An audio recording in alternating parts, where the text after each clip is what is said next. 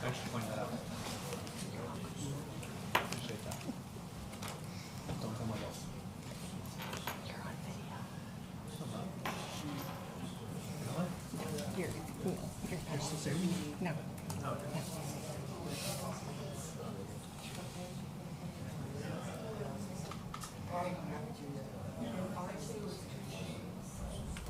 She's coming in right now. Okay.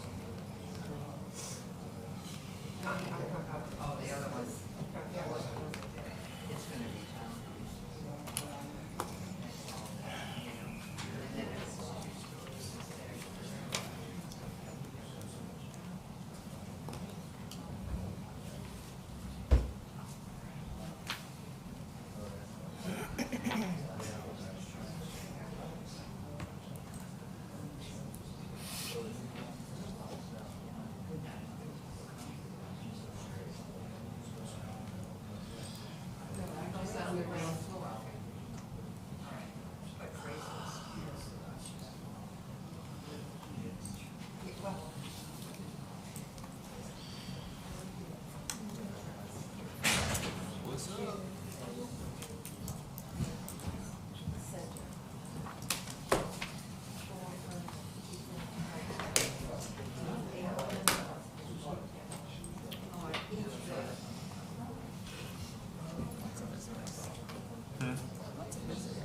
Yeah. I'm gonna hear about the underground. That's exciting. I think. Are you on that? I am. Yeah. No pressure. Yeah, I know. Part of that is we're still gonna be stuck. I mean, from like an aesthetic standpoint, there's still gonna be phone lines all over the place, but at least our power is Jeremy, just an FYI, Diana does check the clicker every time too, so, yeah. Good evening, everyone. I'd like to call this meeting to order. It is 6 p.m., July 29th, 2024, and it is our workshop meeting. Lori, can I get roll call? Mayor Young, Here. Vice Mayor Sartori. Here. Councilmember Brandon, Here. Councilmember Painter, Here. Councilmember French. Thank you. And the first item on the agenda tonight is FPL is here to present about the underground program they have going on in Tequesta right now. Doug? Good evening, Mayor, Village Council. We are presenting tonight FPL Storm Secure Underground Program. We're fortunate enough to have our whole FPL team back here to present. They have a brief PowerPoint presentation. I'll go through the presentation and talk about the program. I did want to introduce Danny Turbot. Danny right here is the village's representative. And what an outstanding job that Danny does for the village, no matter what we have going on, whether we've got vegetation in the power lines, down power lines, you know, storms, incoming storms, transformer issues. Danny has been a great asset to the village. Danny and I started talking about undergrounding about 3 years ago. We were fortunate back in 2019, 2020 to get on a pilot program where we underground about 122 residents in the country club community. And Danny, at that time, talked about this program that was coming out. It's a different program. It's a longer-term program. It's throughout the state of Florida. And we're fortunate to have FPL identify some power quality issues here in Tequesta, and they're going to talk about that tonight and the opportunity that we have. So Carlos is going to present. Carlos Nunez is going to present, and then introduce his team. Thanks, Doug. Yeah, so thank you for having us. My name is Carlos Nunez. I'm the engineering lead for the SSUP group within FPL, that's Storm Secure Underground Program. And the other presenter today will be Kirk Percy, who's our customer outreach. Next slide. Yeah. Right. Perfect. Just kind of go through some of these. So really the hardening initiative started with the transmission lines. Those are the ones on the further left. Those have all been hardened as of now. Those are connecting our utility to other utilities and to generation plants. The picture in the middle kind of shows the feeder lines that go through the main thoroughfares. Those are in the process of finishing hardening within the next couple of years. And really our group is responsible for that last picture, the last mile of overhead line to the customer's property. Slide.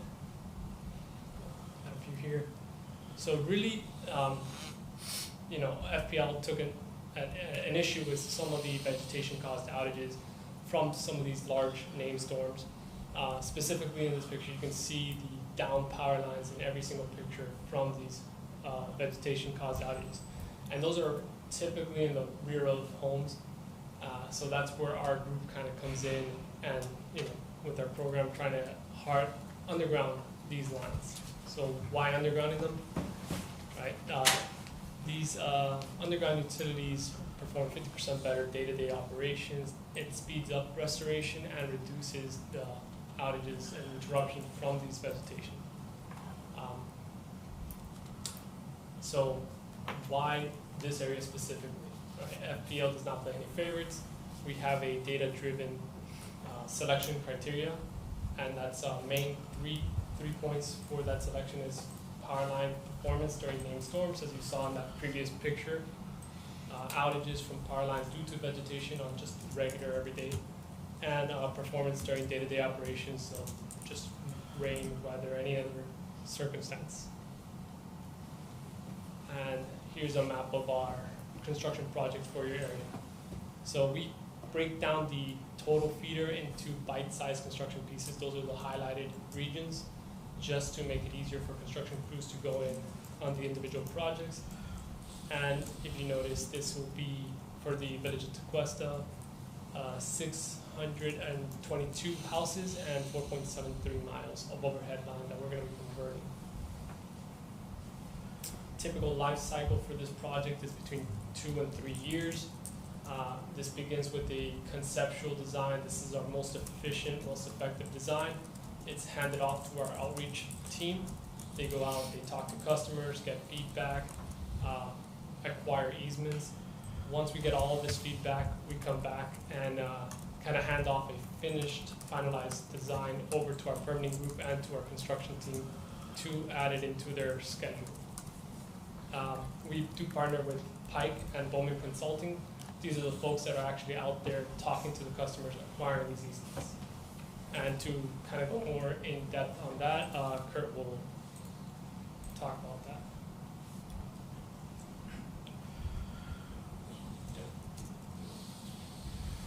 Good evening. My name is Kurt Percy. I'm the customer outreach lead for the projects in this area.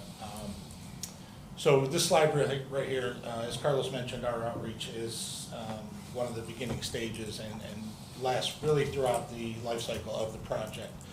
This is just some of the context that we have as we progress through the construction project. We try to reach out to cities and municipalities, let them know what we're doing, where we're working, just so that you have some sort of idea that we are in the area. You know, if one of our customers reaches out and says, hey, I have this, company reaching out to me, asking me to sign this paper, so that you're aware, and, especially with all the scams that are going on in today's day and age, that, we just like to have full visibility. Part of that visibility is we like to send out a customer letter that just says, hey, we've identified this area, you're going to be contacted in a short period of time, just let you know we're coming. So it's not totally blindsided, and they have an idea that we have chosen them and to maybe expect some sort of customer outreach. Again, we work with the HOAs, HOA groups, city council meetings, as you can tell. Once that letter goes out and notifies them, our customer outreach team, like Carlos said, Bowman Consulting, they'll start reaching out to the customers, they'll start knocking on doors. Let me step back. They also, prior to that, they'll mail out a flyer that's an information packet. It has 4 or 5 pieces of collateral that explains what we're trying to do. What is an easement? Why do we need an easement? What does it look like on your property? What is what we call a junction box adapter? Some of those types of things, just to sort of prelude and maybe answer some of their questions before we even get there, so they can maybe focus on other questions once our group gets there.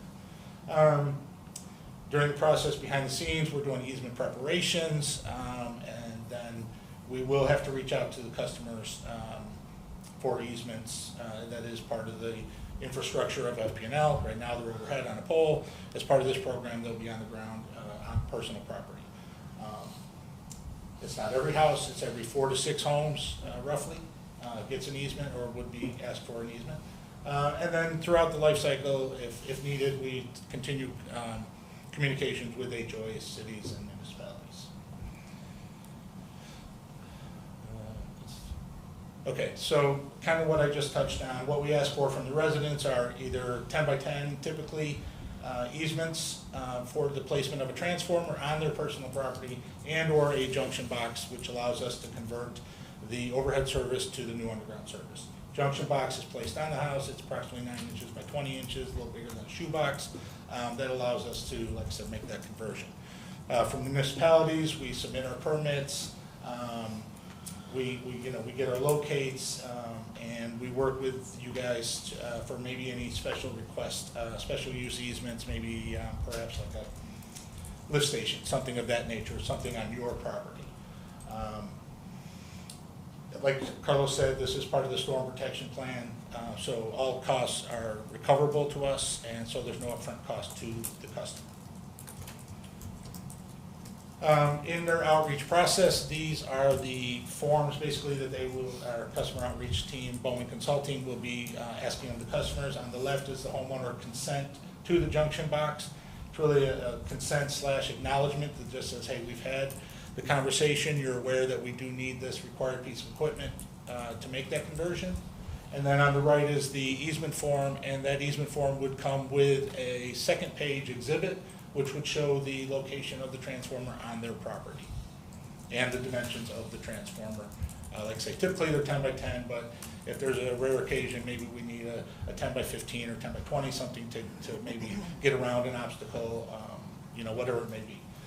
This is sort of a before and after depiction here. So on the left, you have pretty much what a common area looks like right now, common overhead area looks like right now. You have the transformer on the pole, you have the overhead lines running rear of, inaccessible, and then the service drop runs from the transformer to the weatherhead on the roof, or attached to the eave, and then to the meter. On the right, you have the post-construction depiction. So as you can tell, the overhead facilities, the inaccessible overhead facilities have been removed.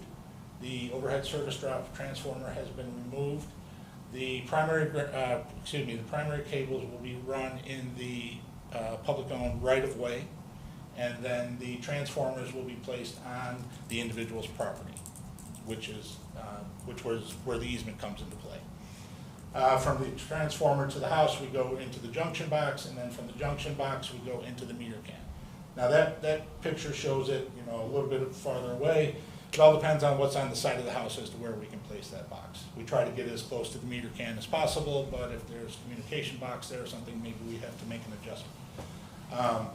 Also on this, just as an FYI, as part of our program, since in this picture here there are joint use communication lines on there, those poles will not be being removed because they're still needed for the other facility, utility.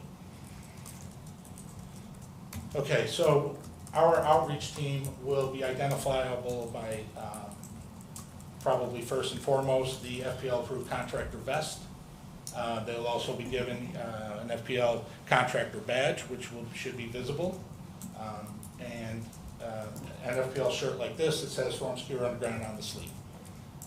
Hats, we give them hats, they're optional, but definitely the vest and ID are probably the most prolific forms of identification. Again, we don't ask for money, so if a customer calls you and says they're asking for money, it's not us. We do also give them an iPad. That's not an FPL issue, identifiable trait, but it does allow them to use our augmentative reality technology, which allows them to, while they're in the field with the customer, take a picture of their property, place the transformer on their property to give them a rough idea of what it will look like, if they're agreed to the transformer, and what the transformer would look like on their property.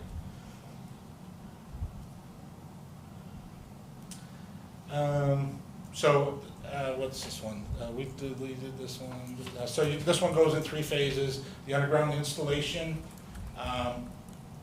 and then as that's going on, the overhead make ready, which is the starting point, the feeder pole is where, you know, we start and come down just to begin the underground loop, and then the overhead removal. Once the overhead, and what's not on this slide is once the overhead removal is done, then we go back and do customer property restorations. We don't do them as we go, we do them at the end as one sort of last step suite. Unless it's a dangerous situation, a hole or something like that, then we fix those as needed. But if it's just, you know, a few pieces of sod or a plant, we go back and fix that at the end of the project, which would be after the overhead removal stage. So this is just a picture kind of showing how the underground goes. So you can see on the left, that's what they call a bore rig. So we use a minimally invasive underground horizontally bored method to reach the meter can. They will occasionally have to dig what we call a small pothole just to track the path of the bored rig. And then on the right is an actual photo of what it looks like in the field. Okay, so during the project and part of the underground process, because the overhead rear of facilities will be removed, we will no longer be supporting the rear of outdoor lights. These are typically the outdoor lights that a customer may call FPL and say, hey, it's a little dark in my backyard, I'd like to put up a light back there. Those will be going away as part of this program. The street lights, on the other hand, which are out on the roads, lighting up the municipality areas, those are staying. Right? So we will find a way to feed them, whether they remain overhead or from an underground feed. Street lights will stay. Customer requested outdoor lights in the rear of properties will be going away. So this is just kind of, I touched on it before, restoration. So you can see on the left, those stakes are marking the transformer, the easement location. Transformers are, you can tell from the pictures, you know, typically I think they're 30 by 40 by 26 tall, the pad is 48 by 55, the easement's 10 by 10, so it gives you an idea. But what this shows is prior to construction and then the after photo once the transformer is placed and restoration's been done, this is what we expect the property to look like before and after. The right side is sort of during construction. You got the pothole there. We fill that in, we resod, and then the bottom picture, bottom right, is the post-construction conditions when we're done. And this is our outreach team. Jacob Benader, he's in the back. He's our project manager. He oversees the whole, every aspect of the project. Carlos, who we just met, is our engineering lead. Myself, I'm the customer outreach lead. And then Butch Walker is our production lead, who oversees construction. If you have any questions, there are online options for the customers. These are three, FPL.com, SSUP. That will answer a lot of questions. And that's it. And then I guess we'll take time for any questions from the group.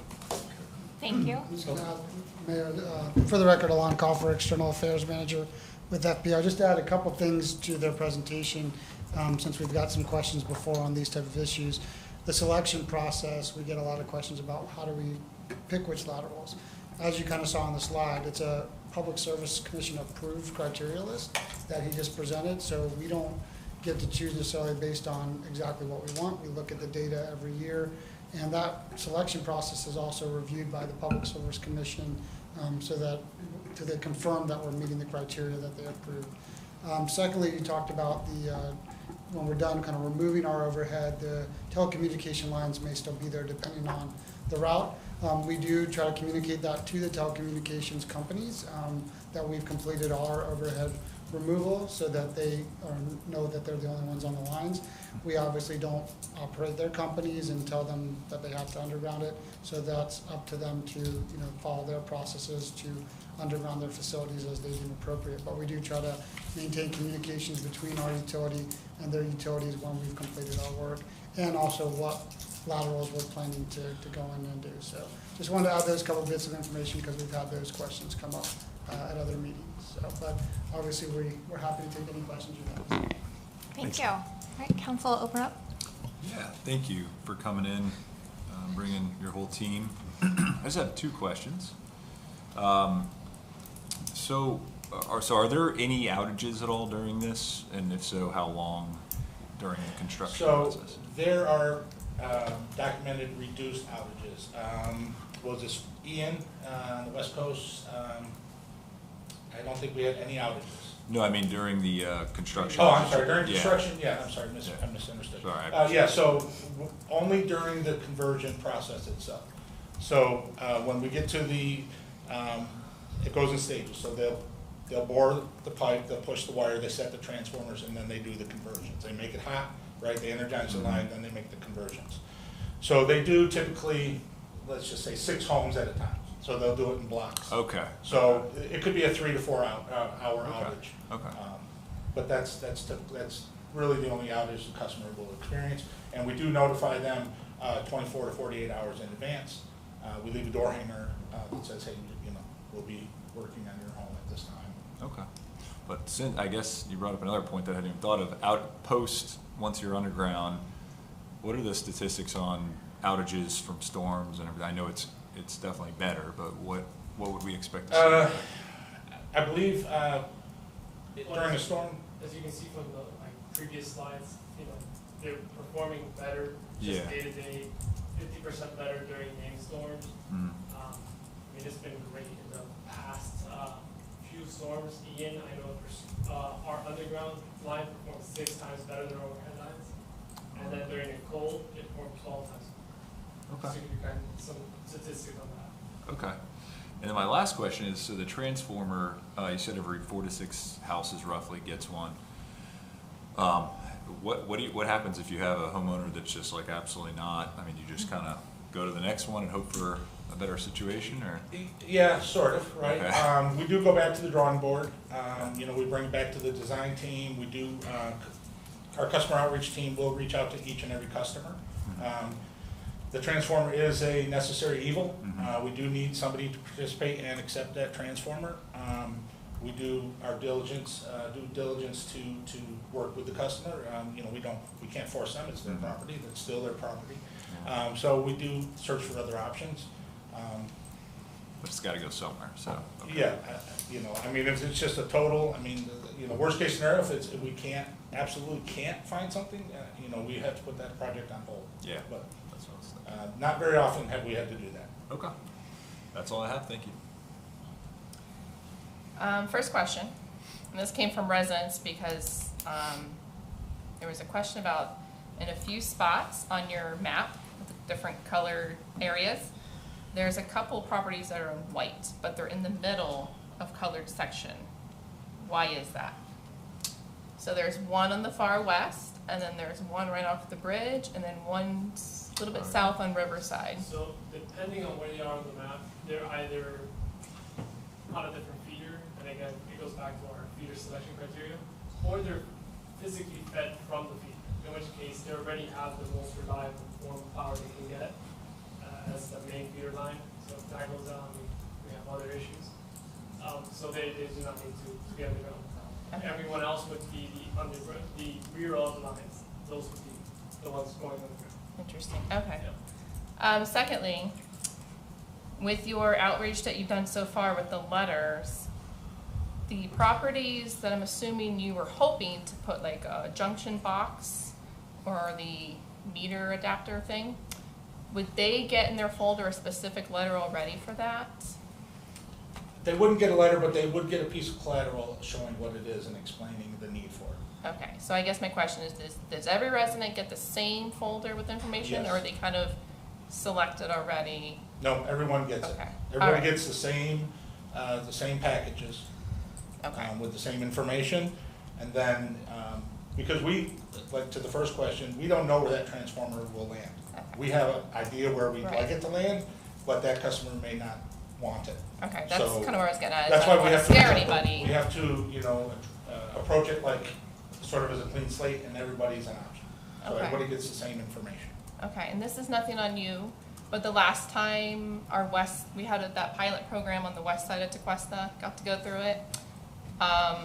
Their communication team, their approach in the beginning was not so great, and then residents started to find out about the program, and we rallied to do a community meeting with it was just your team as FP&L and residents. It wasn't a formal council Right. meeting. And we had such a successful attendance in that, not only from the residents that were on your map, but residents surrounding that. So it really, really advise you to maybe try doing that again, because I emailed as a resident the email that was on the letter on June 15th. I haven't heard a single word back. I've called the number twice and left a number, and I haven't heard back. I hear things from Doug because I'm part of the village, but that's very unfortunate because the envelope that it came in kind of looks like junk mail. So we did kind of alert, like I almost didn't open it, and that's when we started texting each other, and we're like, wait, oh my gosh, it's underground. Yeah, the envelope should have FPL on there. Yeah, but you guys kind of send that too for that $3,000 a year thing you're always trying to sell us on. So I'm just giving you some advice No, I as appreciate it. someone who almost threw it away as well. Don't give up hope if you're not hearing anything back. Just try to reach out to the HOAs and try to put on like a community meeting that's not a formal government meeting, because I guarantee you the residents will come with questions, and then it'll help you guys in one spot, like one night, answer all those questions about the logistics, the timing, how long it would take, much like he was asking, like, do I lose power for a whole day or 2 days? It was just so successful last time that we did this. I just want to see that happen again, because I think it was easier for your team as well, because again, it was like one shot, let's get it all on the table and knock it out. Yeah, that is the benefit of that. So I just want to tell you, don't lose hope if you haven't heard anything. A lot of people weren't here, and then a lot of times people kind of overlook that letter too, so just don't lose hope. No, I appreciate it. Okay. Just as a follow-up too, Lori, their consultant, Bowman, got a little bit of head and contacted the residents before we made this presentation. So we asked them to stop Okay. so we could get the information out to all the residents. Okay, because we didn't have the map, so a lot of us were just looking for where is that line going to stop? Because some of the residents we were texting didn't get it, some of us got it, so we were trying to figure it out. So that map is very helpful. I appreciate that, because this will help us too as council members, help our residents, inform them on who you guys are looking at and who you're not. So I appreciate it. And just to put things in perspective as well, when you guys did the pilot program for us in the country club, we had 122 homes that went underground. And there was only one resident during that time frame that didn't want the transformer. And we had another resident that said, I'll gladly put it on my property, so. But that was very such a helpful. great meeting because so many of them came out. Yeah. No, I remember that. That's it. Yeah, Vice Mayor? Yes. Thank you for the presentation and the information tonight. Hey, Lon, how are you? What is the anticipated for this phase? What is the anticipated construction time once you start? The whole project from start to finish? Yeah, for what these shaded areas? Yeah, I mean, it depends. Typically, it's a 2 to 3. Okay. That's what we shoot for. And then after that phase is done, do you continue You're in talking- Tequesta, or is it based on your data? Maybe I'm Yeah, misunderstanding. it's still based on the data. Yeah. But this specific program, right, we're in the outreach stage. Construction will then be 2 to 3 years, right? Right. After all that, we'll go back to that selecting. Then it's based on data. It's not round 2 for Tequesta. It's based on the data. Okay. And I have a transformer in my backyard on my pole. And I don't know how often you repeat that, but is the preferred location one of the 4 houses that are fed from that pole? It will differ just based on area. Really, they don't match one to one. So there's, yeah. so for when you put in the transformer and you have the directional drilling to the house, to the junction box, how do you feed the other houses from that same transformer? From that same So you'll drill Yeah, from okay. that box, you'll drill the opposite way. Right, out to the right of way, down the right of way, and then into the. It'll all be connected from the front, so it'll always be, okay. Right. And we get more homes out of a pad mount transformer on the ground than we can out of an area. Mhm. That's why they don't match up 1 for 1. Do you offer any incentives? When I say incentives, like, do you landscape around that, or you just put the box in and you leave? We can. It's not preferred. Yes, it's not standard, but if it's not a make or break for us, if that's what we need to do to complete the project, we're not gonna balk at a few plans. Okay, that's all I have. Thank you. Another presentation, I think you had 4.7 miles. Do you know how many miles would be projected going forward based on the data, and maybe you don't know, would we have this still underground? Well, our intent for the group is to do the entire state. So So realistically, the lead is over 30,000 miles. So, right, and we're going piece by piece. So this is one project within the East region. We have a few other ones that are happening all at the same time. But yeah, the end goal is to get everyone. How many miles are left in Tequesta though after? Because I know we have the pilot project. Some areas are underground, and this is another 4.7. Do we know how many miles are left? I wouldn't know that off the top of my head. Yeah, we can get back to you on Okay. the total mileage and plus. And then, do you have any idea yet how many poles with this project? How many poles would be remaining right now due to communications or other facilities attached to them? Or do you not know yet? Designs aren't finalized, so we wouldn't know. But Would you be you'd be identifying that once the design's complete though? yeah, once the finalized design, we know how many are staying up. And then the transformer, issue got brought up as some people won't care. Some people are like, I don't want that in my front yard. Do your transformers have to meet any kind of flood elevation? Because I know FEMA is coming out with new maps soon as well, which, if they have to get raised, it becomes even more unsightly. I mean, do you have any insight into that? Yeah, so they're on, right now they're on a 6-inch pad. If they are part of the FEMA floodplain, that is part of the customer outreach portion. They explain that to the customer, hey, are your areas been identified? And then they'd ask, does it flood in this area? They get kind of like the customer's perspective, the historical data. If they say yes, we do offer them a higher pad. We can't force that on them, but it is offered to them. Right, and we offer that, really in the name of reliability, right? Because we understand that, so, we're trying to, they're a little higher, but it also improves the reliability, gets it a little bit higher up out of the water area, right, flood zone. So it's not to just be cosmetically worse. It's for a reason, and it's to improve the reliability of the system. Right. Okay. So. And so you're not doing that based off like the FEMA flood maps. You just historically. It is. Okay. And then Councilmember Brandon kind of brought this up with good contacts to reach out to. I mean, is that email that's at I think is the second last slide, is that the email that council should give out to residents should anyone reach out, or will you guys have a better contact list for us to send to residents that inquire? So that is the right email. So it's just that one, okay. And then you brought up the scammers, if they don't have a vest, a badge. I mean, has scamming been a big problem that you guys have seen when you're doing projects? And if so, is that something that we should send out messaging on to our community so they are aware? Yeah, I wouldn't say it has been a big problem. I can say that, there was a sort of a increase down in our Lauderdale area. So I wouldn't sound the alarm just yet, but it's just an awareness.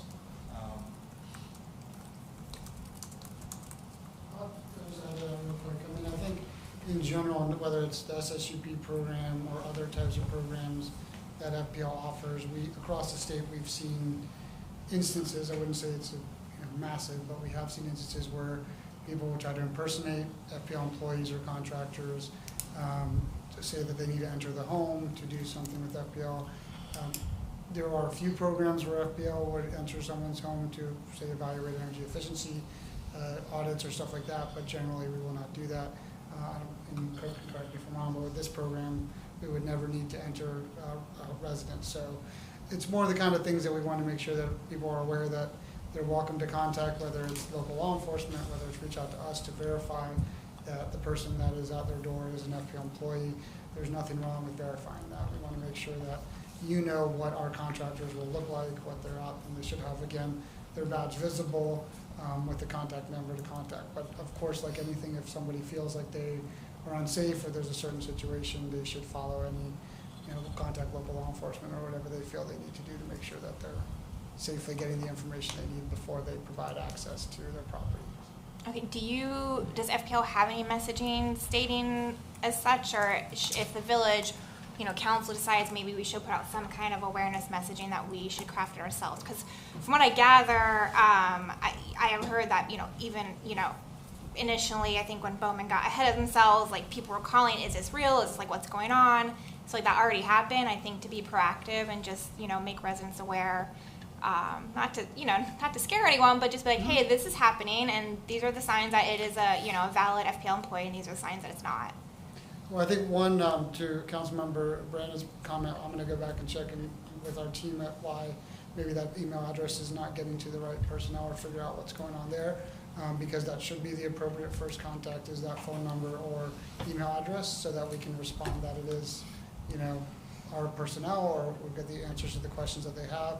But alternatively, I'll go back to our power delivery teams and corporate security to see if there's the most up-to-date messaging that we can provide the village with. Okay, that would be helpful, because if it gets to the point that they have the email, I mean, that's not gonna help in the situation or giving them a heads up, you know, ahead of time. So that's appreciated. And the if you other look into option that. is obviously we would, you know, if we can work with your police chief, or we can provide them with that information as well, so that your officers know if somebody reaches out to them, what to look for in terms of, you know, our contractors that are out there. Okay, that'd be great, thank you. Okay, council, any other? Yep. Two more questions. On the junction box, does every home get a junction box, or is just the parcel that has the transformer? No, it depends. That's more just to facilitate the transfer, but not all of them will require a junction box. How is that determined? Because you have a junction box, you'll have your typical your standard meter. It depends on, some meters can accept it straight off the bat, so it can come on the ground straight into the meter. Other meters are older styles and can't, and really that's just to facilitate that transfer. Is there a way to change out that meter, so instead of having a junction box and a meter? I mean, that meter would be required to change based off like them contacting the electrician to do that when the FPL. Okay. And then, of course, if you're already underground, you know, you just can't. How much, and my last question, how much access, or how often do you have to go back to the transformer? Because if somebody does, because there's going to be a question of landscaping. If I'm going to give this up, you know, what kind of landscaping could I put around it? Can I do it on all four sides? Is it going to be torn out once a year because somebody has to get access? I mean, I can imagine just a bunch of collusia or some type of flowers going in, but how much historically, or on average, how often do you have to take the top off and look at it or work on it? It's rare. Okay. When outages do happen, if someone digs into the power line, for example, and they need to switch it around, they have to do that. And its performance is better, and the switching of it is the feeder pole, the main feeder line. So, not. Okay. And if they do have to, it's in the front of the properties, it's not in the back. Right. You know, where typically if like some outage happened in the middle of the night, they would have had to contact the customer, get in the backyard at like 2 a.m. This is now in front.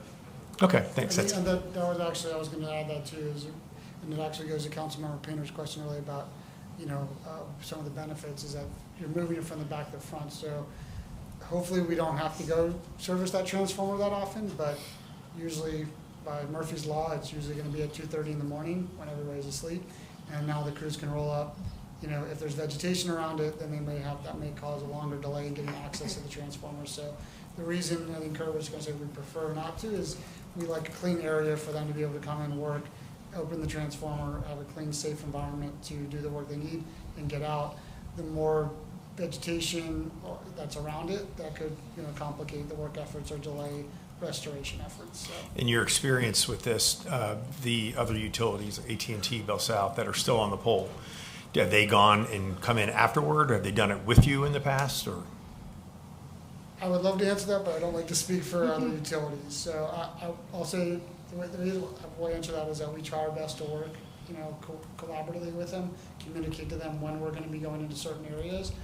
But obviously, we can't speak for when their timelines. So, are they your poles that they share? So, correct me if I'm wrong, but I think once we go in and remove our poles and all the communications on their left, the ownership is transferred to the telecommunications company. Okay. So once our stuff is off, it's now their property. So once they remove their lines, they can remove the poles as well. Okay. All right. Thanks a lot. Thank you. Any other council comments or questions? Just really quick, as Mayor was talking about the door-to-door thing, do you guys have an idea of when you want to start that? Like in the next week, 2 weeks, 3 weeks? Yeah, preferably right now. Okay, I was just curious. But again, in addition to that, I highly advise that community meeting as well, that's all. Where did we do the last one? We threw it together last minute because, again, nothing on you guys, but the previous group that was organizing it, they were gonna move on because they didn't hear back, and everyone freaked out, so we did it at the church. Again, it was like a last minute thing, but obviously we have a rec center, and we have a church that would probably host it, and you could do it close to different neighborhoods that you guys have laid on that map. So, because not a lot of people wanna drive too far. Not that that's far, but we all know how it is getting people to Village Hall. And then just to go back just to the vegetation, so we have a standard, it's 3 feet around the back and sides and nothing in the front. So that- Nothing in the front? Right, so that we can get to, so we can open it and switch it safely. Okay. And like Elon said, with less time. So, Okay. just in case anybody's online, just thinking, well, it's 3 feet, 3 feet. Oh, they're thinking about it. Nothing in the front. So it'll be visible from the street? Correct. Okay. Okay. Lori, is there any comment cards? Not for this item. No, any public comment? Yes, ma'am? Can you come up to the podium and state your name and address, please? No problem. My name is Bridget Ann Foreman. I've been here since '95, so I'm ecstatic that this is happening. Been waiting for years. So the pole's going to be staying in the backyard. is that Ma'am, correct? can Oh, you sorry. address your comments Oh, to I council? And apologize. FPL I maybe just take wanna notes. know- You I might need came to in answer late. her I questions. That's okay. apologize. So the pole's going to stay in the backyard, and that gives the FP&L the easement to come back if anything needs to be fixed in the backyard. Is that correct? The poles, if there's no communications on them, the poles will go away. Okay. Or any other facilities on them. Okay, and so the reason why I'm here is I have to get a new roof. So when will this go in effect? I think, I don't know if maybe Elon or the FPL team, would you guys want to maybe address some of her questions outside? Because I want to get all your questions answered, but it's Okay. probably not the right spot to do on the dais, Okay. nor can I answer all your questions either. So, That's why I was asking. yeah, but yeah, you guys could go Yeah. chat out there and answer all the questions. Because my wire goes along, the pole goes along and we have poles, and then I'm connected to the town when the flood goes or electricity goes out. So that was the reason why I was asking, when does this go in effect? I'm more than ecstatic about it. But I didn't want to put a new roof on and then they have to do something to the electrical, and that's why I'm here, to make sure that we're on the same page. That's all. Yep, that's a great point. Another good reason why to have a community outreach meeting. And I'm sure the FPL team will be happy to address all your comments right now. Okay. Okay. Thank you so much. I just wanted to add too, the Public Works Department, along with the clerk's office, will be following up the residents, putting information out on social media as we coordinate and move forward with FP&L as well. Okay, Yep. great. Any other public comment? Okay. With that, I'll move on to agenda item 2, the EAC activity update.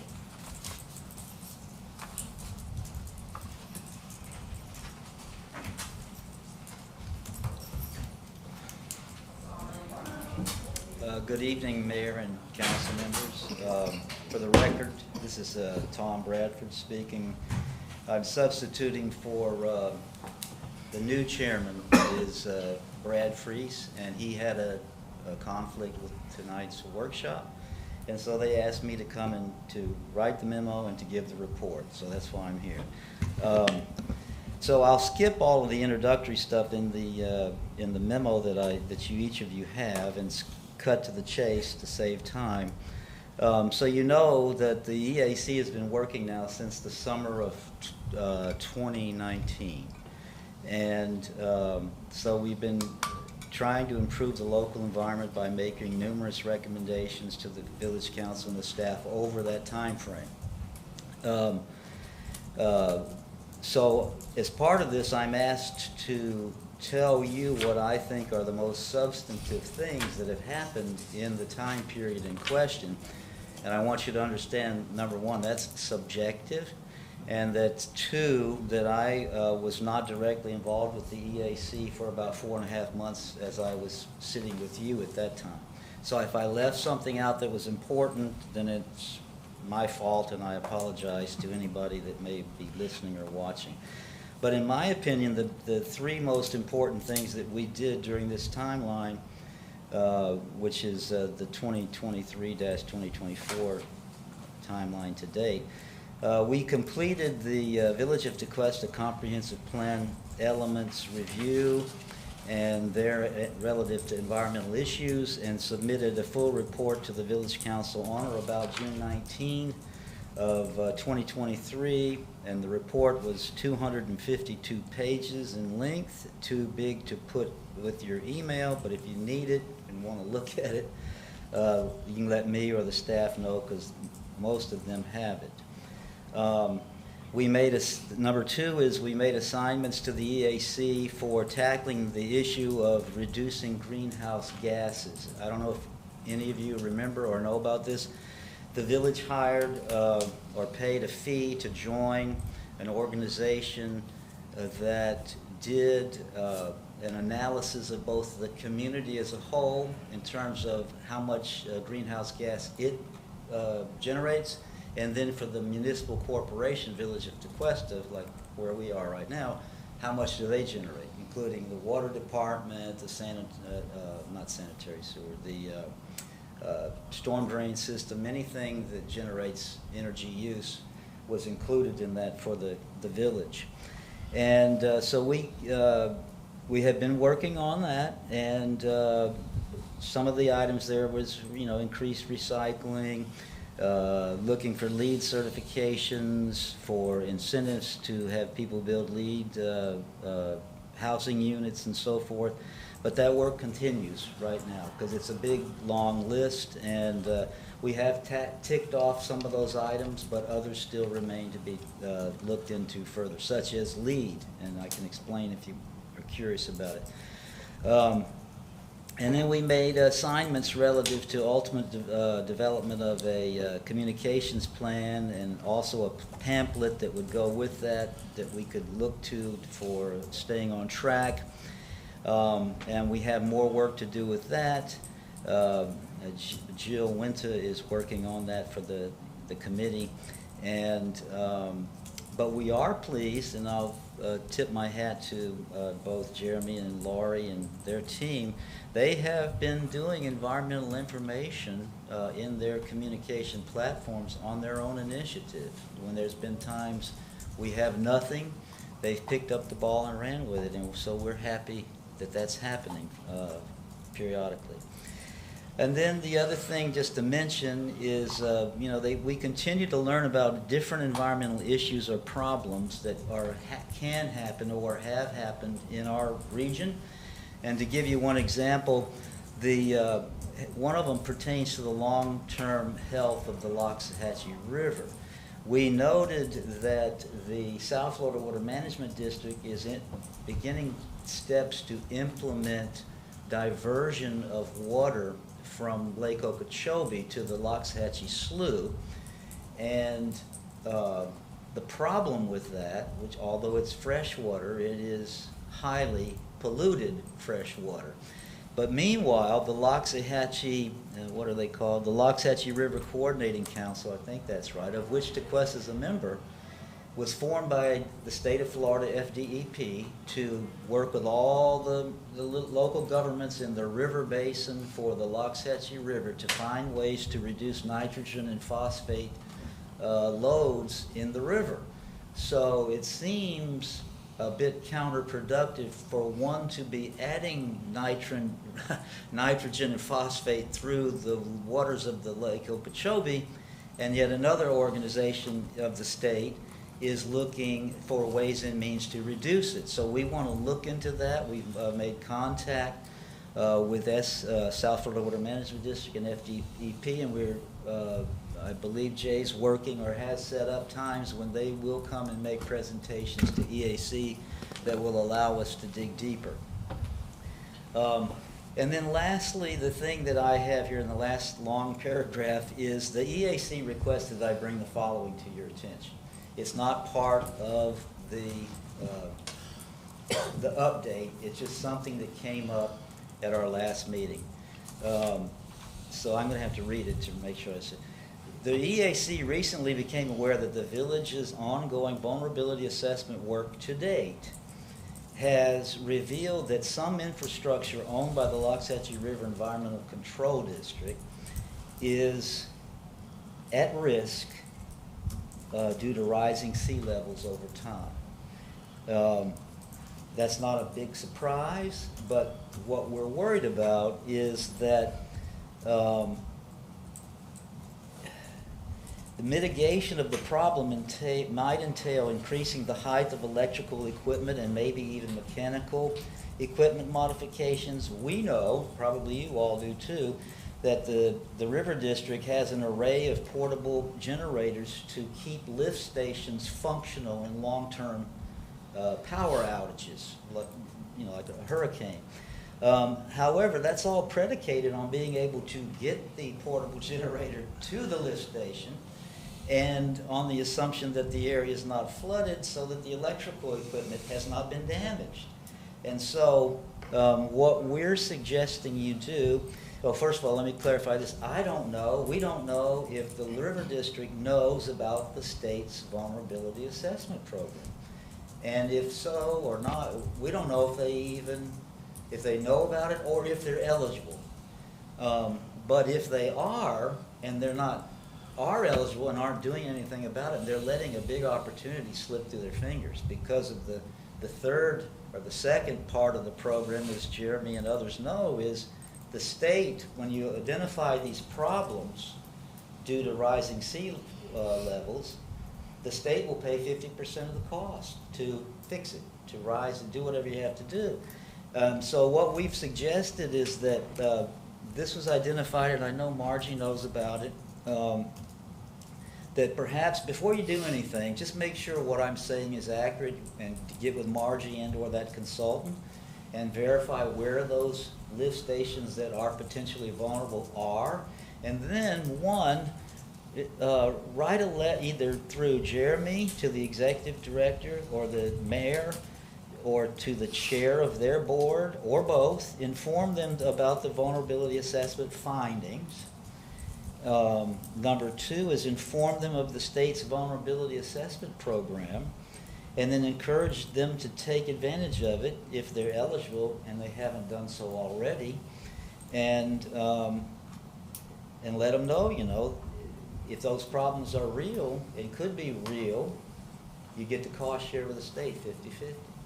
And it's just to give them a heads up and let them know that you know that they may have a problem, and we'd like to have it fixed because I'm sure you all can put two and two together, right? When the sanitary lift station doesn't work and people continue to flush, it's going to back up into homes and businesses, and nobody wants that. So we're asking you to just look into it and feel free to do whatever you think would be necessary in this regard. And that's the end of my report. Thank you, Any Tom. questions? Council? No, ma'am. No questions, Tom, but thank you to, number one, your willingness to go back and join in and for stepping up. And just please pass along the thanks to the EAC and great catch on the Loxahatchee River issue on the vulnerability stuff. So thank you very much. It was a lot of work. I know that you've spearheaded a lot of that 250-page report, so thank you. Okay, well, thank you very much. Thank you, Tom. I have questions. Oh, okay. Get back up here. Sorry. A couple minor things. I kind of brought it up at the FPL presentation. So FEMA is updating their maps, and I know there's a public meeting in Jupiter in September, and sometimes that will dictate the elevation, the height elevation that certain equipment has to be installed at, which is usually then written into the municipality's code. So I don't know if it might be worth waiting to see those flood maps in September before we reach out to them in regards to them installing their equipment higher, because the flood maps might dictate that. It's up to you. I mean, it's not imminent. I mean, but it's probably a mid to long-term issue that those sanitary lift stations would be problematic. But I would venture to say, Mayor, that if there are changes to the flood map, those will not be good changes. They are probably going to be for the worse, meaning more people are going to be more subjected to being in a flood zone and all of the problems that go with that. But right, which then affects the building code and raises, slab elevations, equipment, height elevations. So, Yeah. I mean, I've had to install equipment in Fort Lauderdale that literally you have to climb a ladder and they have railing around the pad to get to it because it had to be installed that high for code. So, The lighthouse. So you're saying that's in September? yeah. Okay, so it doesn't, you know, if you want to wait till then and see what that outcome is, that's fine. Well, this is not something that's, unless, the only caveat there would be, when does the clock stop ticking for the vulnerability assessment program where the state will let others come in the door to make use of it? I have no idea. Okay, and then this is maybe more a question for Jeremy. The Loxahatchee River Coordinating Council, I think originally, it was on our list, you know, after the reorg and everything, we have our list of all the different meetings and organizations. I think originally a council member attended, but then we kind of decided the utilities director was the best. And I know, so Marjorie, I don't know if you've been to any. Do you have anything to add maybe to what Mr. Bradford's talking about, or? Council, would you like to hear if Marjorie hasn't? Okay.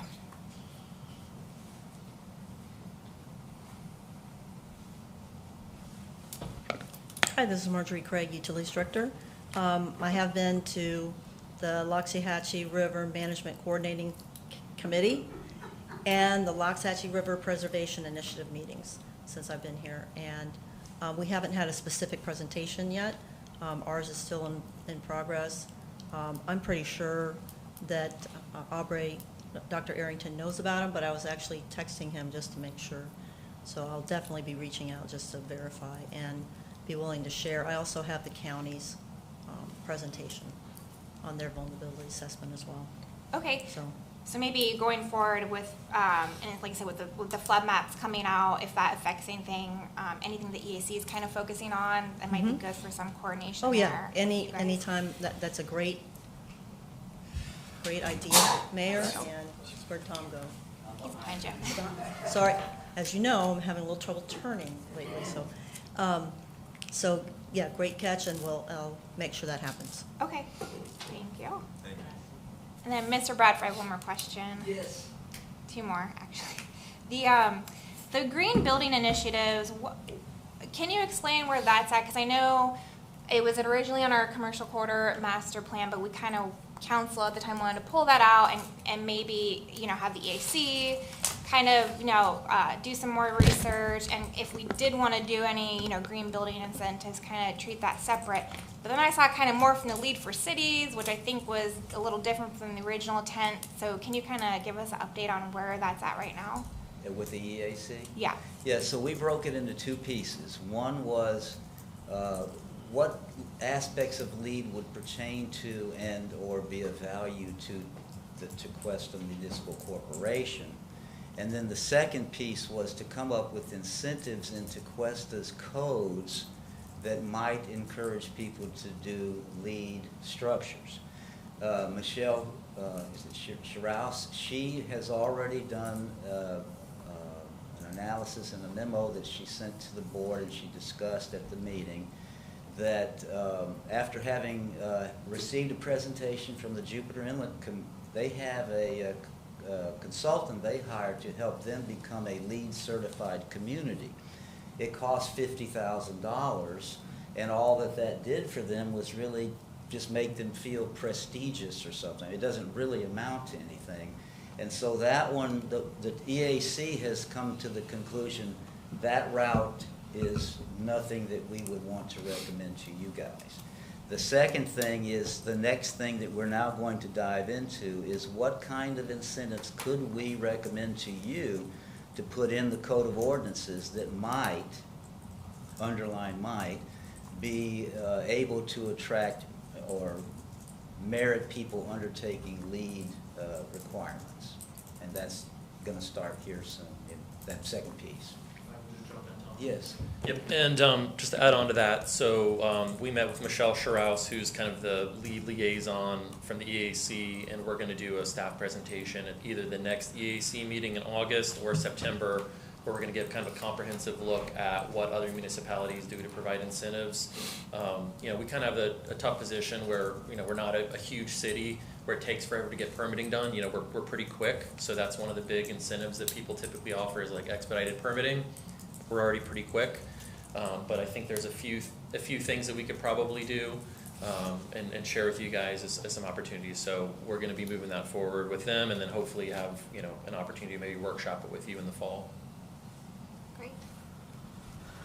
Last one? You had Last another? one, Okay. yes. How many Lori, Jeremy, how many applicants have we had for the current one applicant? So I don't know how the EAC originally decided to have a start time of 2 p.m. But it has crossed my mind that it could be possible we might be missing out on good applicants because if they work, it's in the middle of the day, it might be difficult for them to attend. So, and this would be a question for council too, would maybe pushing the time a little later help maybe get some more applicants that are, you know, could be very qualified but couldn't do it otherwise at a 2 o'clock? Or would that be because I don't want to affect the current EAC if 2 p.m. works best for, but it's been 2 p.m. from the start, I believe. So I Yeah. just kind of, I don't know, I just wanted to know it hasn't been. Not the first go, we voted on it eventually, but you want to know how we got there and why? Well, yeah, and just throw it out. Is Yeah. this something, do we want to consider changing to maybe, you know, if we're missing out on some applicants because they can't, if they're working, they can't come to a 2 o'clock meeting in the middle of the week? Well, at that point in time, Lori can correct me if I'm wrong, I think most of us were in fact able to make it during the daytime, but there was another important issue, and that was that having someone to do the minutes for the meeting is ideal between, I don't know, 8:30 and 5 p.m., a.m., yeah, and so that's an issue.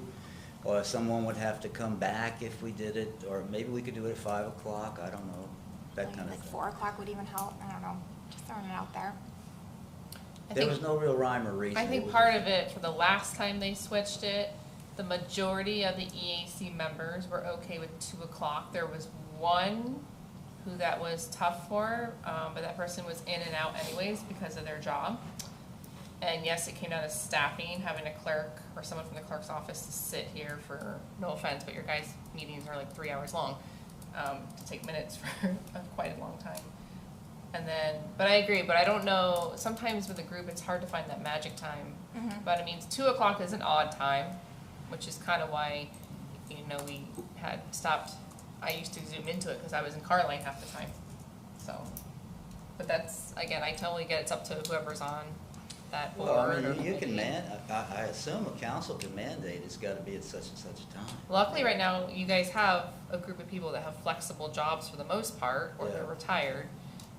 But I mean, it could pull in more interested candidates if it was maybe in the morning, because then they can make arrangements. I've known teachers even who sit on boards, and as long as they know the date, they can, you know, go ahead and schedule a sub. A lot of times if you just have things either here or here, and maybe not so much in the middle, but again, I know it works for you guys 8 a.m. currently. or 9 a.m. For me personally, I can totally understand it shying away many other candidates maybe. It doesn't affect me at all. I'm retired.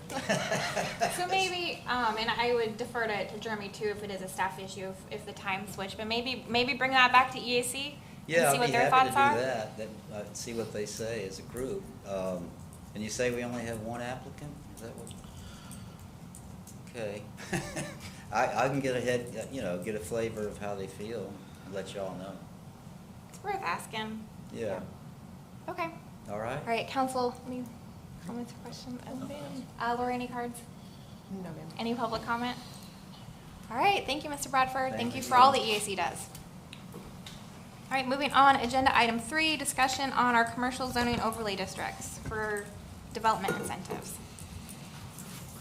Good evening, Jay Hupsch, Community Development Director. As you recall, we discussed this at the July 1st workshop. We really focused there on incentives and formula businesses. I think we kind of got to a good point on the formula businesses, but you wanted to continue talking about incentives. So I've got a little bit more information in this presentation for you. I've broken up into 3 parts. One of them is just the concept development of incentives. The other one is building height, and the other one is density. So because it's kind of a long presentation, I think it might be best if you guys, we open up discussion after each topic. That way you don't forget something I talked about, and it's, you know, it's such a long presentation, it's probably easiest to do it that way. So the first one is in the Village Master Plan. So there were several key recommendations in the Village Master Plan that related to land development regulations. Most of them have been put into the code, a few of them have not, so I just wanted to highlight the things that have not been put in the code. One of them is the concept of measuring building height in stories. It's not in the code. The concept of development incentives has not been put in the code. And then there's kind of a small section on environmental friendly regulations, dark skies fixtures that also weren't put into the code. So here's what the master plan said about development incentives. You know, it said there's a lot of different types of incentives you can do. One of them is even having administrative approval with no public hearings for projects. Knowing how active this community is, that's, you know, we know that's not going to happen here. Some places do it, not going to happen here, not worth merit. The other one is, you know, building heights or increasing density. It says that there's little to no interest in that, but that if the village should reconsider, regardless of what's offered, it should be recommended the affected areas be limited and precise, i.e. the town center district. And the town center district is actually the village center overlay. It was just called something different in the master plan. So it says that it's okay to make it limited and precise into a very specific area, not all encompassing throughout the village. And it also says there should be a clear and transparent process which specifically articulates incentives offered and public benefits gained. If you recall, some of the incentive ideas that were mentioned the last meeting, you know, were through the waiver process where public benefits would have to be provided to even be able to get those incentives. One of the key recommendations right here that we haven't discussed is to consider appropriate development incentives for the town center and Main Street. So again, town center is the village center overlay, and that was supposed to be done within a year of adoption. You know, and we really haven't implemented any, but I guess tonight is us considering development incentives for the town center. One of the big concepts in the master plan is creating civic open space. So there were 4 key civic open space identified within the village. So one of them is, this is not working well, or I've lost. It doesn't work up there. Where is it? It doesn't work up there. Okay. So one of them you see is the One Main Street property or Paradise Park. The other one is the corner of Tequesta Drive and Old Dixie, you know, where the concept of doing like a park where you would you park your car and kind of bike along the corridor was another one that was mentioned. And then the other 2 on the right side there are, it's Constitution Park and Village Hall, where of course we already have public space. And then this is another area on the regulating plan. So that's kind of the northern part of our commercial corridors. There were no priority civic open space opportunities that were there. So that's really like the public's property, kind of up to County Line Plaza and the Old Dixie corridor. One thing I think it's really worth pointing out too is, you know, I really dug back into the master plan to kind of look at this stuff. And when we looked at the citizen master plan design charrettes, there were 6 tables. All 6 tables really focused heavily on creating civic open space at the One Main Street property. And a few of them really only focused on their design mostly at that property. So there's 1 and 2, there's 3 and 4, and you see, I mean, table 3 really didn't focus on anything other than One Main Street. Again, quite a bit of civic open space shown in both of those. Table 5, same thing. Table 6, same thing. You know, all a substantial amount of civic open space. So in our current zoning code, you know, as you know, 30% of a development has to be set aside for open space, but this is usually met through landscape buffers, building foundation plantings, and parking islands. They're kind of passive things that are there. They're green, you know, but they're not really providing, you know, any kind of activation of the village. The master plan recommended to create open space requirements that are more clearly defined as civic open space in the form of parks, greens, and public squares.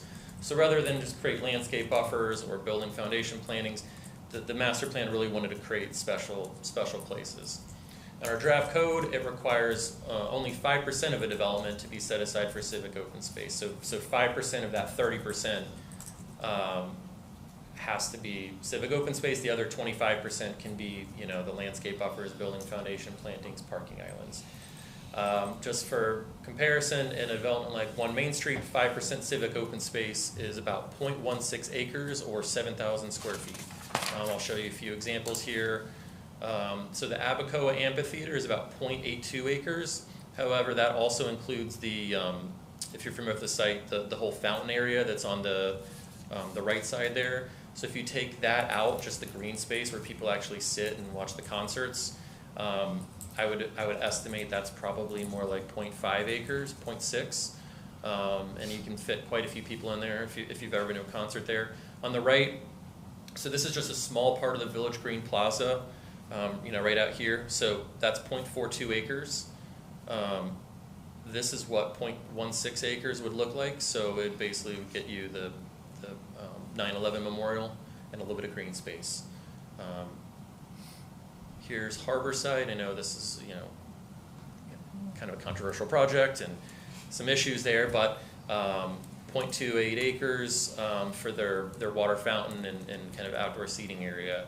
Alton is 0.49 acres. I wish this was working, but it's basically that entire area. If you're familiar with it, everything from Lenora's to the south and a little bit to the left side of the screen there is all about 0.49 acres. These aren't, now I'm not saying these are the best designed civic open spaces or the type of civic open spaces we'd have, but I'm just showing you for size comparison. Also, at the mayor's request, I did a little bit of a dive into the comp plan to see what we have related to development incentives, building height, things of this nature. There is an interesting comp plan policy 1.16.5. This is in the future land use element. It says the village shall consider providing incentives to developers to preserve trees and natural resources and to encourage additional tree plantings and green areas. The second part below, I think I already touched on that in the previous slide.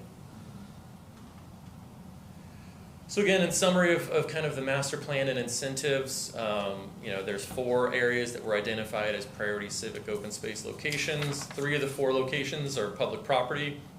The only location that's not public property is at 1 Main Street. All 6 citizen master plan designs did show a significant amount of open space at 1 Main Street.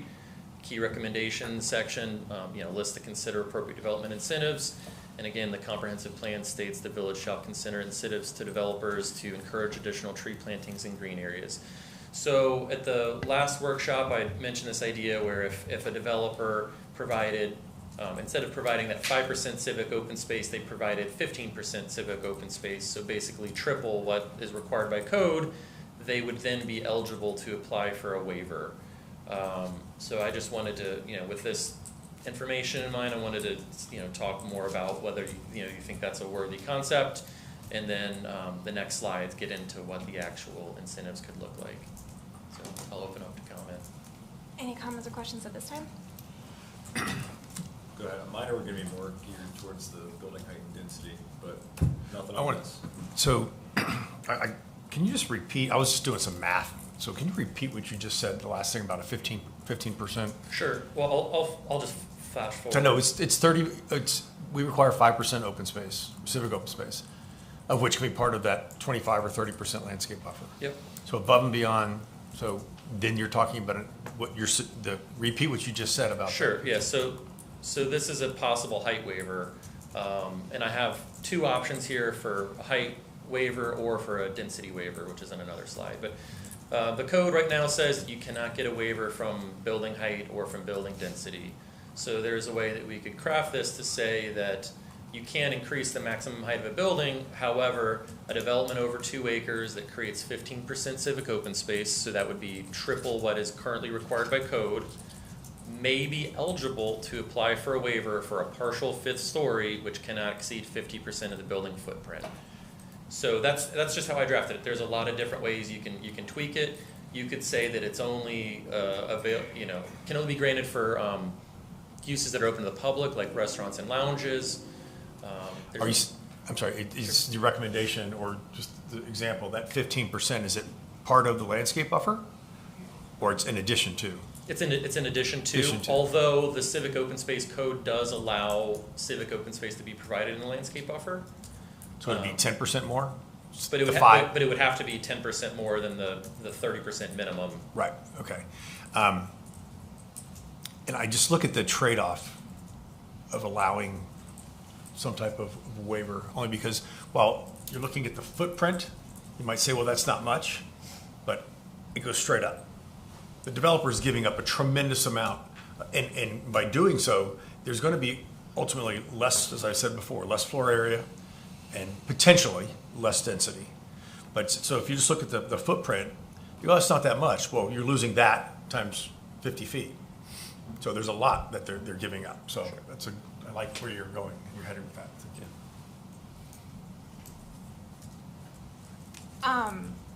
I have a couple comments. I think I'll just wait so you get through. But there is also in the housing element in our comp plan objective 1.4.0 says continue to rely upon the private sector to provide the limited infill housing that the village can accommodate while providing incentives.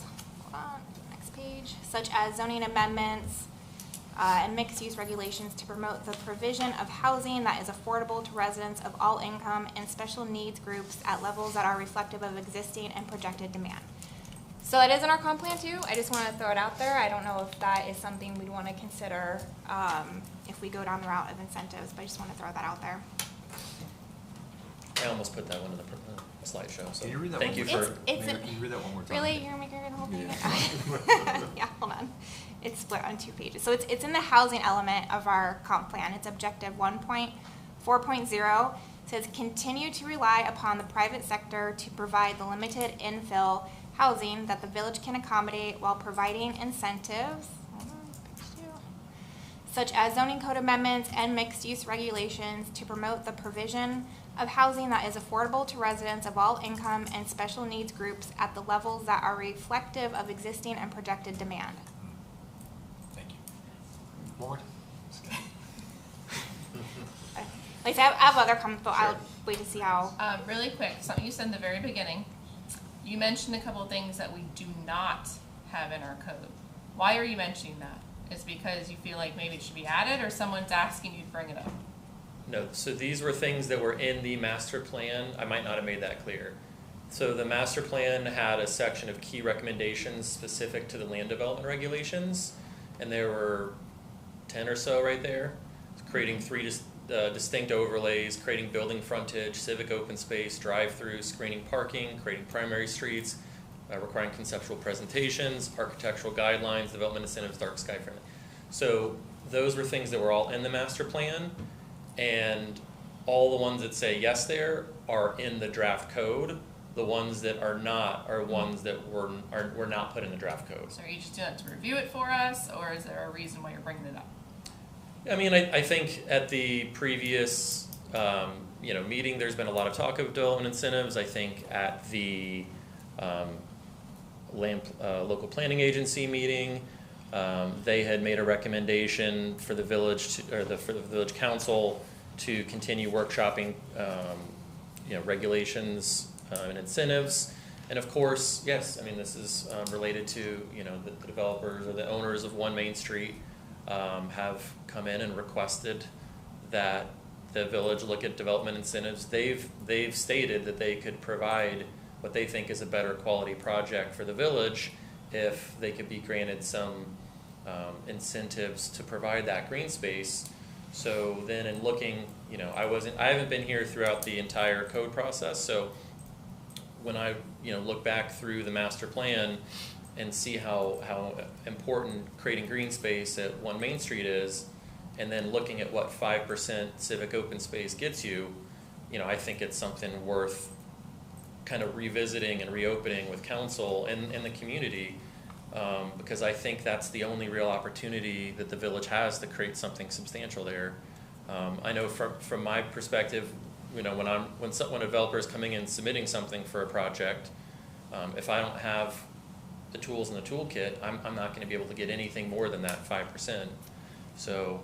Okay, I was just curious. Yeah. You can continue. Well, and just for record, I mean, I for those that weren't part of the process, but the building height and development incentives, before we adopted the code, council, in a workshop went through that chart, like, yes, let's do this, yes, no. And so that, we workshopped it, a couple times and decided based on community feedback. I mean, that's why they weren't implemented, because based off community feedback, council decided not to go. And then the dark sky, that was punted to EAC, which we talked about the previous agenda item. So they're working on that But yeah, I mean, I just want to, that's the history there. It's not because we forgot or haven't tackled it Sure. yet. It's because we, at the time, I think the overwhelming majority was, we didn't want to. The community didn't want it. So that's how we landed there. Sure. But I do appreciate, I mean, sorry, fresh eyes. You weren't here for the whole process. So, I mean, I appreciate your take on it and the new ideas you're bringing now. It's very helpful. So thank you. And since Jay wasn't there, can't ask him to talk about, but in the staff memo, under development incentives, the second paragraph, the village master plan does highlight one Main Street property as one of 4 priority open civic space locations in the village. Is that was that written by Treasure Coast, or was that agreed upon by the people that participated in the charrettes? That was written by Treasure Coast, but it was based on, so that was these 4 civic open spaces here, and that was based on the feedback that they received at these design charrettes. Right. Like I said, so everyone's showing in their design charrette tables the desire to have civic open space there and at other. Okay, so Treasure Coast wrote it, but based on the feedback from the 7 tables. Correct. And the master plan also states that the consideration of appropriate development incentives for Town Center and Main Street, that's a key recommendation. So that came out from, was that a recommendation from staff at Treasure Coast, or was that a recommendation based on feedback from the same planning charrette? So staff ultimately wrote that, but I assume that it came out of the findings from the charrettes. Okay, so it's clear that the village master plan states that the concept of development incentives was raised during the village's Tequesta planning process, but there was little to no interest in raising building heights or increasing density. So the people that participated said they didn't want it, but it's also the same people that may have said this specific parcel, the town center parcel, is where we should focus on what was called the priority civic open space location in the village. Correct. They may not have had that value trade-off discussion, right? Would we be open to granting, a little bit of extra height or a little bit of extra density if it means, a bigger park space? Yeah, I don't know if it was that nuanced, and I'm not here, so I wasn't here, so I can't Me neither, say. and that's why I'm just trying to get clarity on it, because it seems to me like the people that said, we wrote a plan based on recommendations, where one recommendation it's not congruent with the other one. Where we say, this is where we want it to be, what I've always called it, this is where the heartbeat of Tequesta could be and should be, in my opinion. But the village master plan says that's the priority civic open space to do that. And I go back to saying my position that while they may be giving up a footprint of 15,000 square feet, and you might look at it from an aerial and say it's not that big, but they're taking out 50 feet of productivity and income producing property. That's a tremendous consolation or consideration being given. So I just want to make sure I understand, because the people that were in the room and provided feedback to Treasure Coast Regional Planning Council staff to come up with a plan, and the same recommendations that came up. And I don't think it's disingenuous or it's conspiracy ridden or odd that you're bringing these things to our attention, just because there's one person owns Paradise Park. If it was 3 different individuals that owned this, we'd probably be having this conversation. Sure. Okay, I just want to make sure that I think it's great to throw this on the table, and I don't find it eerie or funny or just coincidental that we're having this conversation because Mr. Perko's in the room. So. Sure. All right, I'll jump into building height.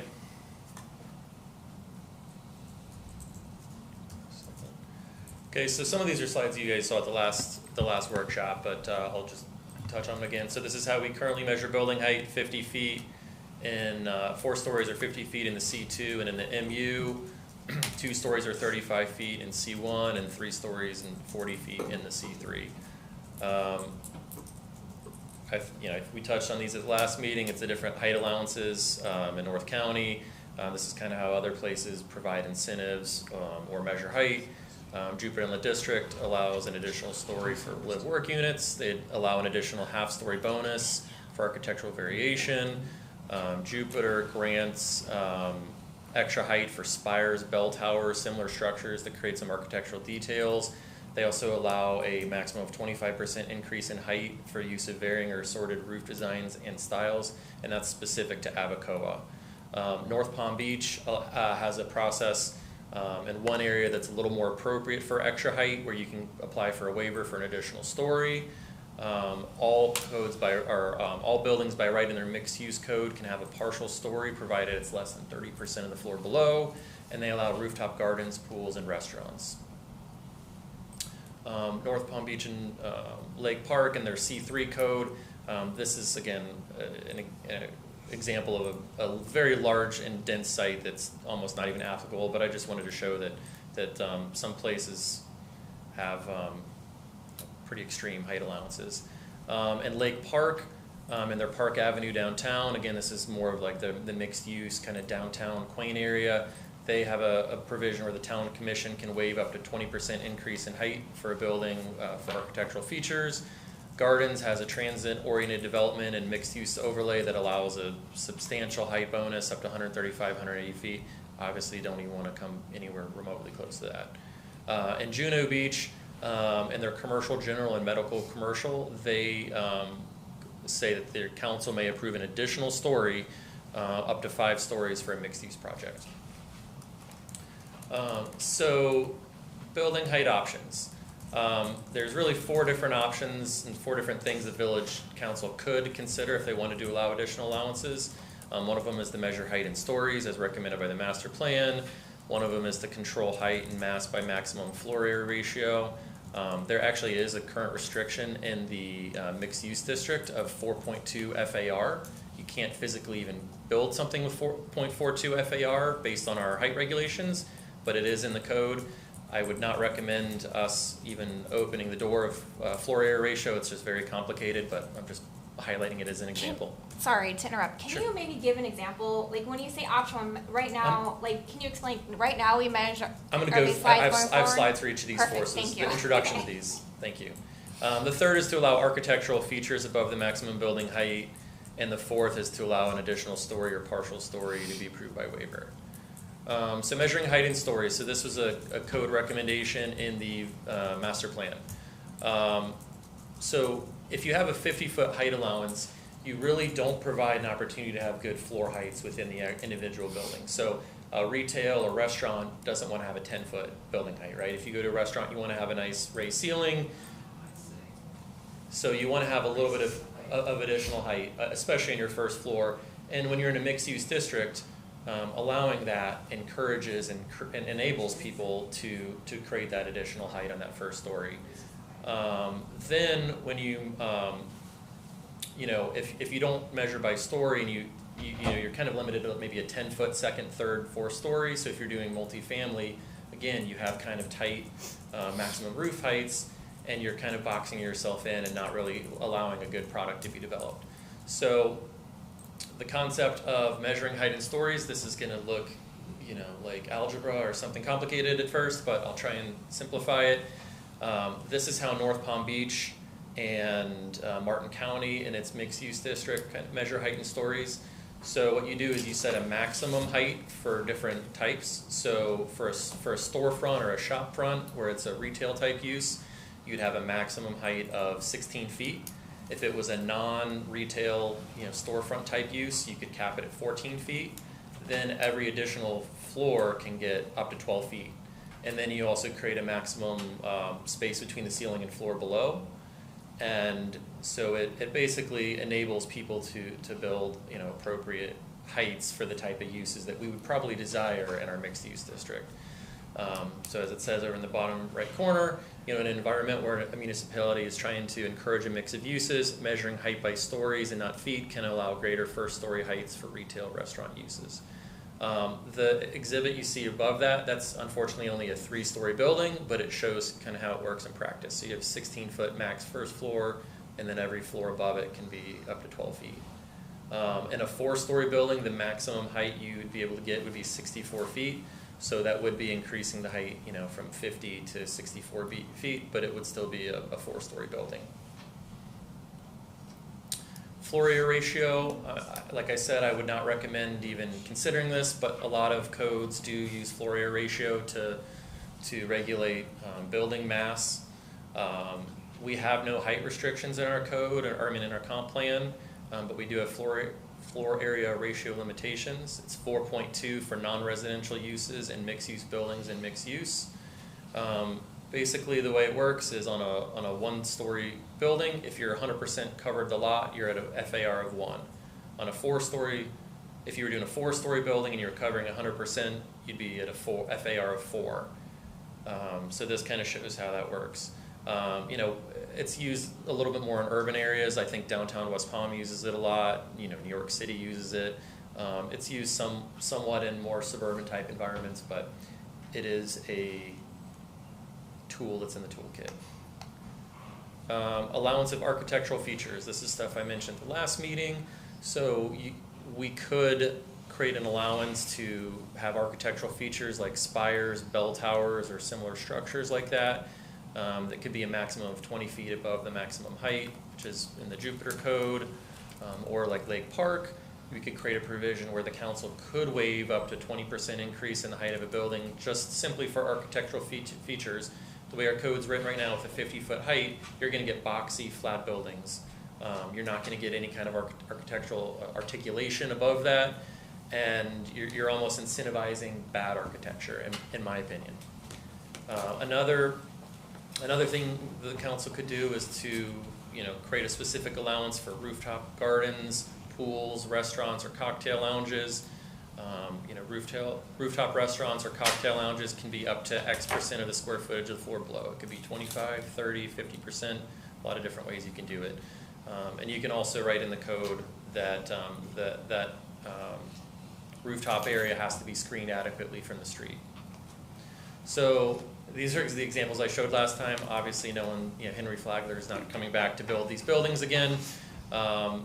But these are, you know, beautiful buildings in St. Augustine, Flagler College, and then over on the right, that's something that's a little more, you know, recent and realistic. That's Rosemary Beach, a hotel that a lot of people like. In that instance, you know, you wouldn't be able to build the bell tower that I think features prominently and really makes that building look good. The other idea is, you know, what I showed you earlier, which is to create a possible height waiver language.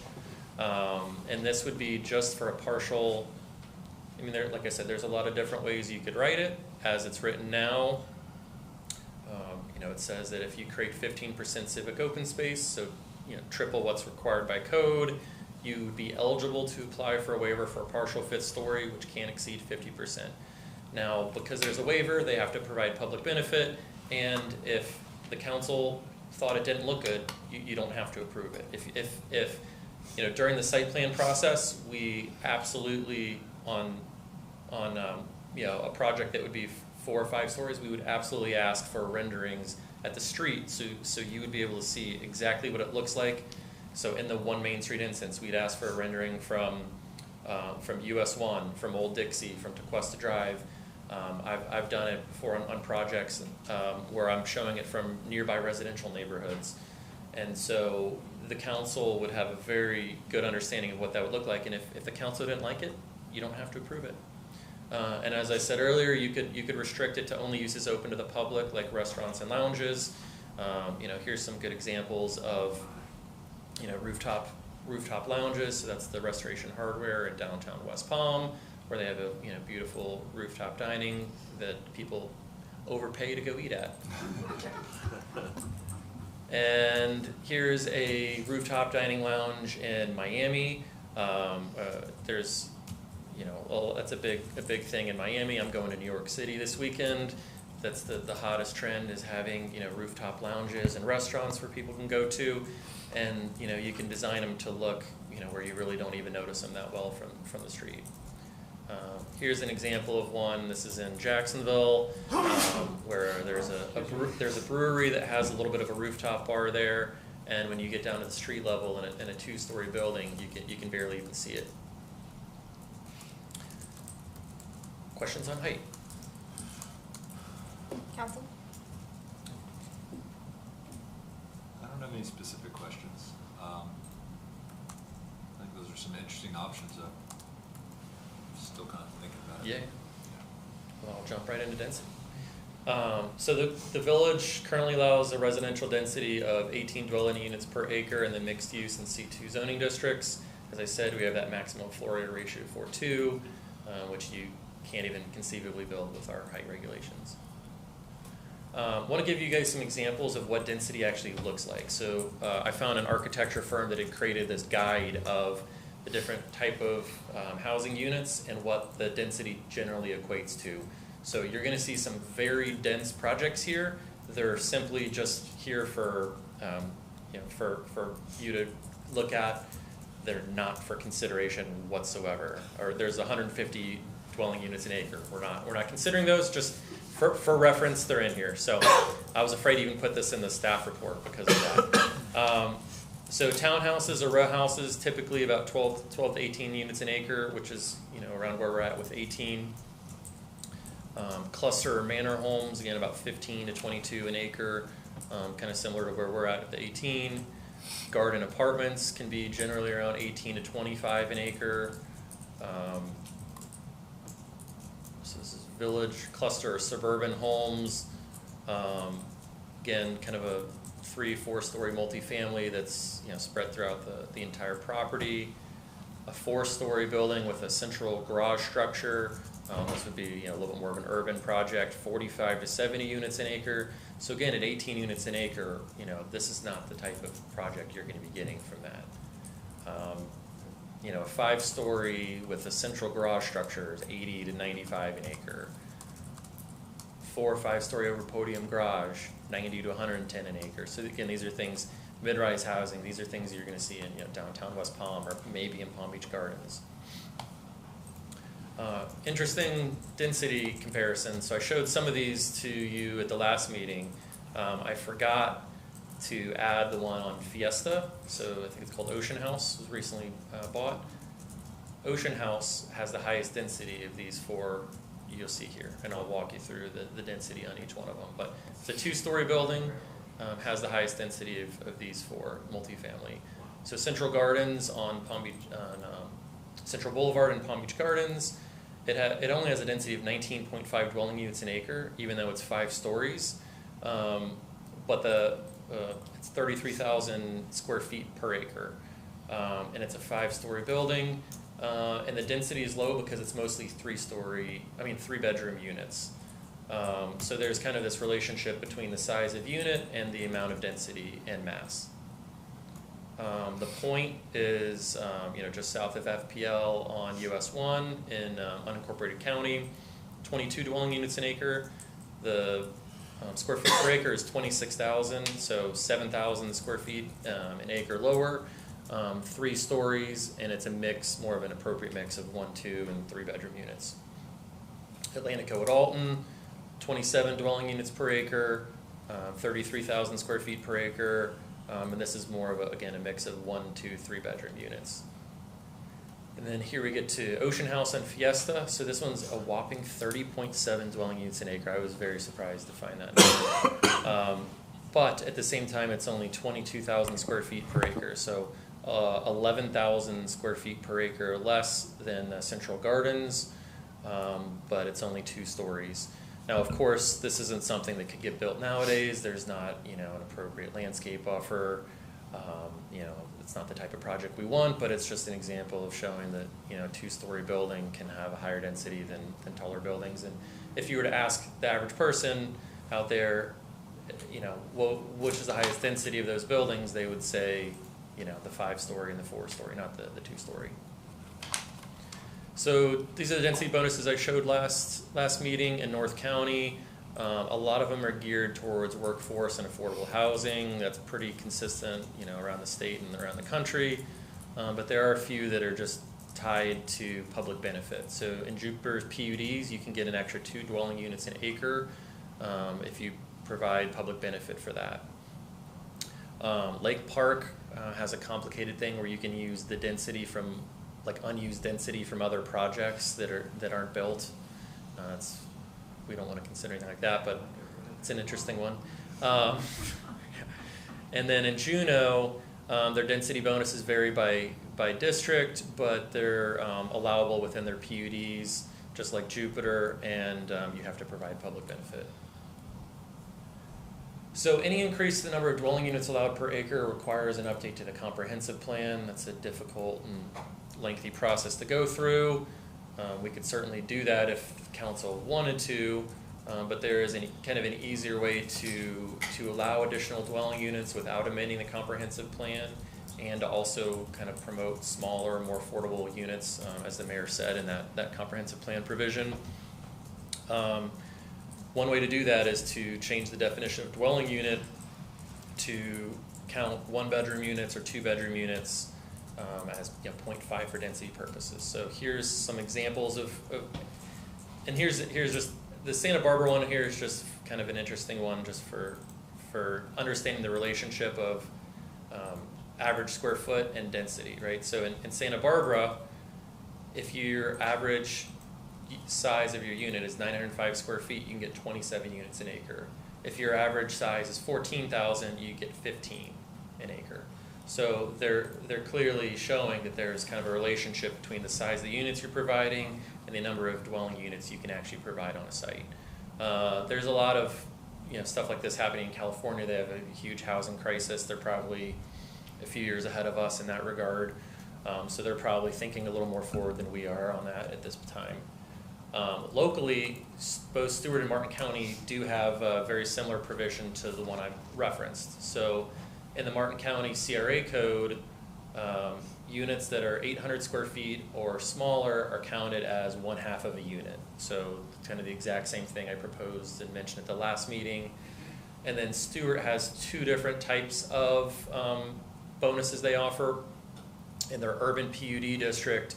For small units, 500 square feet or less, a 1-bedroom unit counts, again, as 0.5, up to 50% of the total units in the thing. And they also grant a parking space reduction down to 1.25. For 700 square foot unit, they do 0.75 up to 50%, and the parking space per unit is 1.5.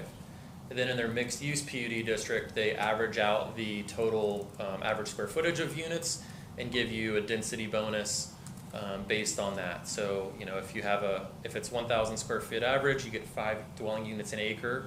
If it's 1,250, you get 3, and if it's 1,500, you get 1. So you are kind of pushing people to create more affordable, reasonably sized units rather than a luxury 3,000 square foot unit on average. And I'm getting there. I'm almost done. So the density waiver here is pretty similar to the last one. It says that if you create that 50% civic open space, you could be eligible to apply for a waiver to allow up to 50% of the 1-bedroom units to count as 0.5 dwelling units. Again, there's multiple different ways that this could be drafted if the council is interested in it.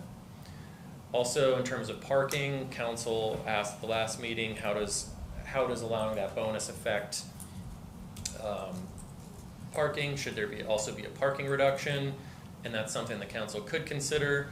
But I do want to point out that in the mixed use district, you can do a shared parking agreement, and that usually lowers the parking burden down quite a bit. So the table in the bottom, again, it's like too complicated for 8 o'clock at night, but it shows that in a mixed-use project that requires 200 retail spaces and 200 residential spaces, because there's synergies between shared uses, right? Like during the daytime, all the residential residents aren't going to be there, and at nighttime, the retail users aren't going to be there. So you get kind of parking reductions there. So in this case, instead of providing 200 or 400 spaces, they'd provide 360 spaces. There's a lot of different ways in our code currently that you can reduce parking. You can provide a parking demand statement by a licensed traffic engineer that demonstrates that the parking is lower than required by code. And so all I'm saying is I don't think we would have to create any kind of parking reductions for smaller units, because I think there's already a lot of different paths for a developer to meet parking through shared parking or a parking demand statement. That's my presentation. Thank you for your time. Apologize it went so long. Thank you for your time. Thank you. That was a good presentation. All right, council, open up for discussion. Thank you, Jay. I just have a few questions, and I might think of some more as we continue. But so regarding the height, So the measuring by story versus measuring by the actual height, is that an incentive, or would that be some kind of code change that applies specifically to that overlay? Sure. Yeah, and I don't think that's even really a development incentive. It's It's just just really a different way of approaching it's a height. different way of approaching it. You are allowing people to get additional height, so in that regard, it's a benefit. So you could call it incentive. You could say it's just a development allowance. Would it still be treated as a waiver, or that would just be the standard for that district? Council could create it to where it's by right, and I think you could probably craft it to say that in a mixed-use project, the council may grant that, because again, it's encouraging mixed uses with, higher first floors. Yeah. So if council wanted to kind of keep that control and that public benefit aspect of it, I think we could draft it that way. Okay, just curious. And then my other question is regarding density. Does our, because we were there was two different ways of looking at it up there when you were running through some of those examples. It was either the unit per acre or the square foot per acre. Do we have requirements tied to both of those metrics, or is it just units? Just units. I put the square footage for comparison because it gives you an idea of how tall or how big the buildings are themselves. All right. I mean, I would say generally, I have to keep reminding myself for the waiver process. I don't mean to put it this way, but ultimately it is in the council's discretion to say yes or no. So I think putting these out there, especially when you start thinking about the design of buildings, and if it can incentivize a better looking building, if we give them a little extra height for the clock tower and all that stuff, or just as an example, I don't view this as a bad thing at all. I mean, at the end of the day, it's within our discretion.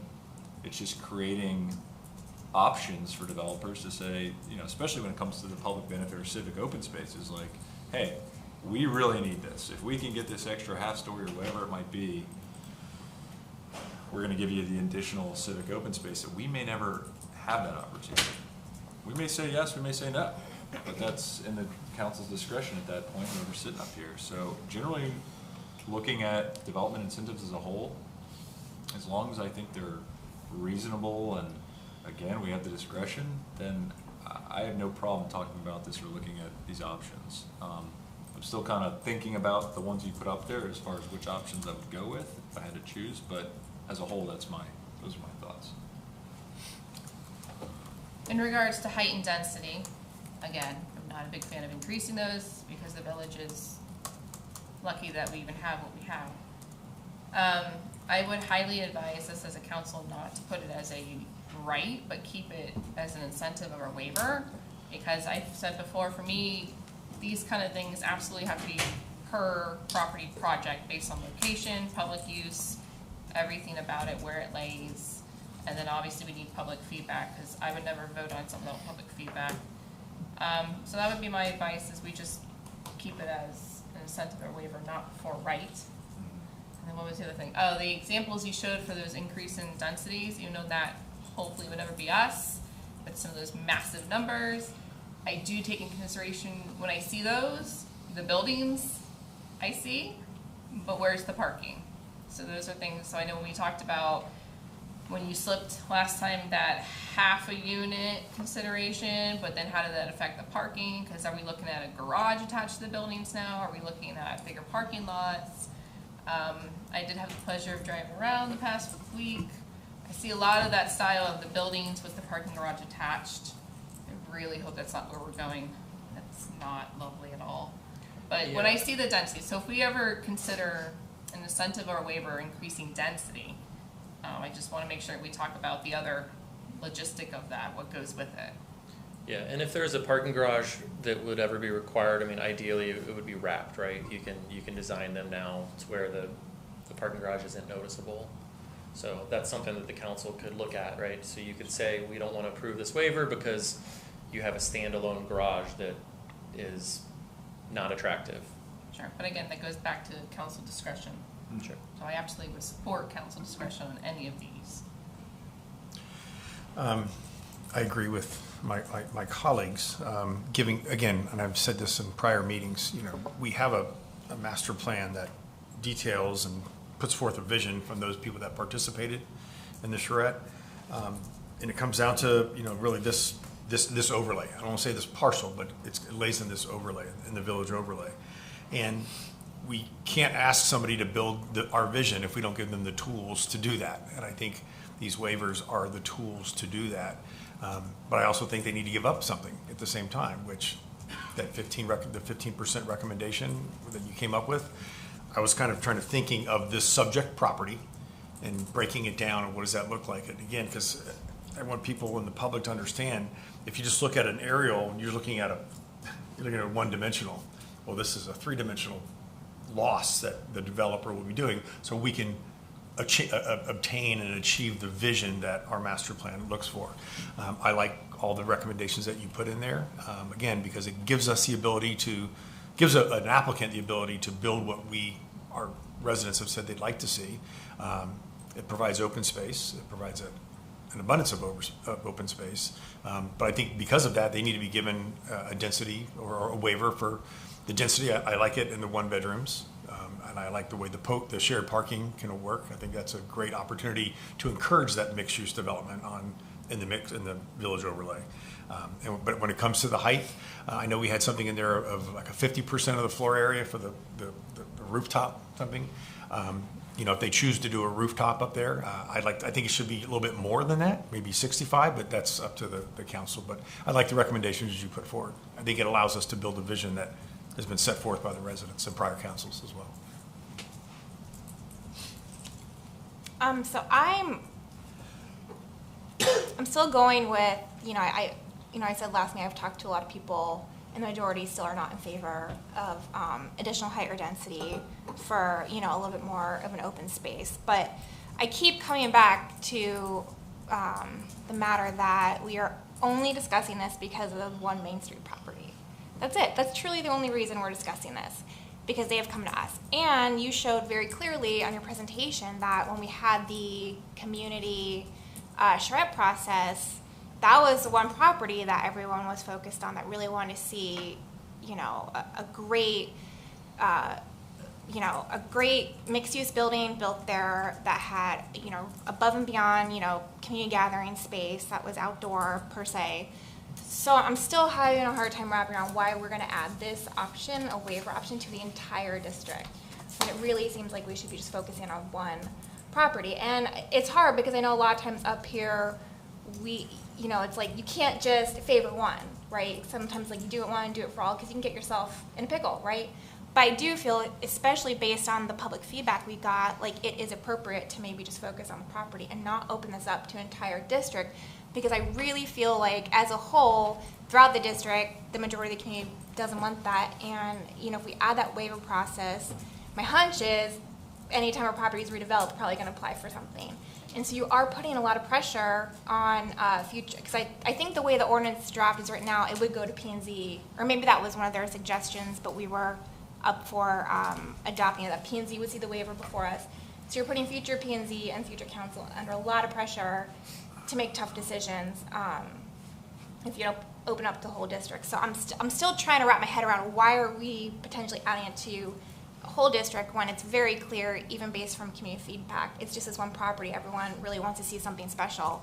And just remind everyone, the civic open space with the ordinance draft, everyone would have to add that anyway. So future developments would have civic open space. It just wouldn't be above and beyond like what people would like to see at the one Main Street property. So again, I feel like we should focus on one property and not add this to the whole district. And I think that if we do move forward with incentives, that they need to be really defined in such a way that it's not subjective and adds a tangible benefit to the public, aligns with comp plan objectives. And I think the way it's written now isn't there yet. I think it's too open and subjective. I think we should, for example, the comp plan policy said something about, having more trees. So we should maybe say and it has to have X amount more trees than what the landscape plan or the code calls for, and they have to be this size caliber tree. So make it a little more descriptive. Again, you're removing the subjectivity. It's removing the pressure from P&Z and council to make the future decisions, and then it's really clear to the developer too what the public benefit expectation is. Because I think the way it's written now it's very subjective still. And I don't know that the way it's written really meets the comp plan objectives. And I don't know if the affordable housing, the housing element incentive from the comp plan is anything we would want to write into that as well.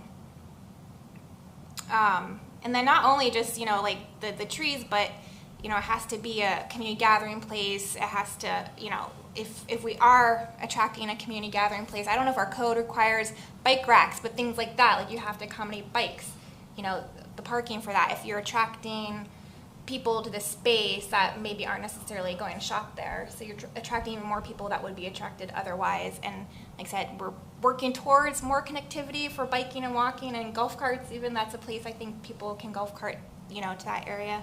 So again, having accommodations for that.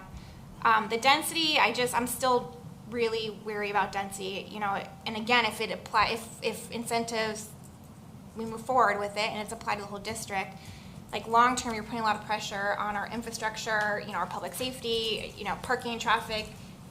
What is a long term effect of that for a whole district?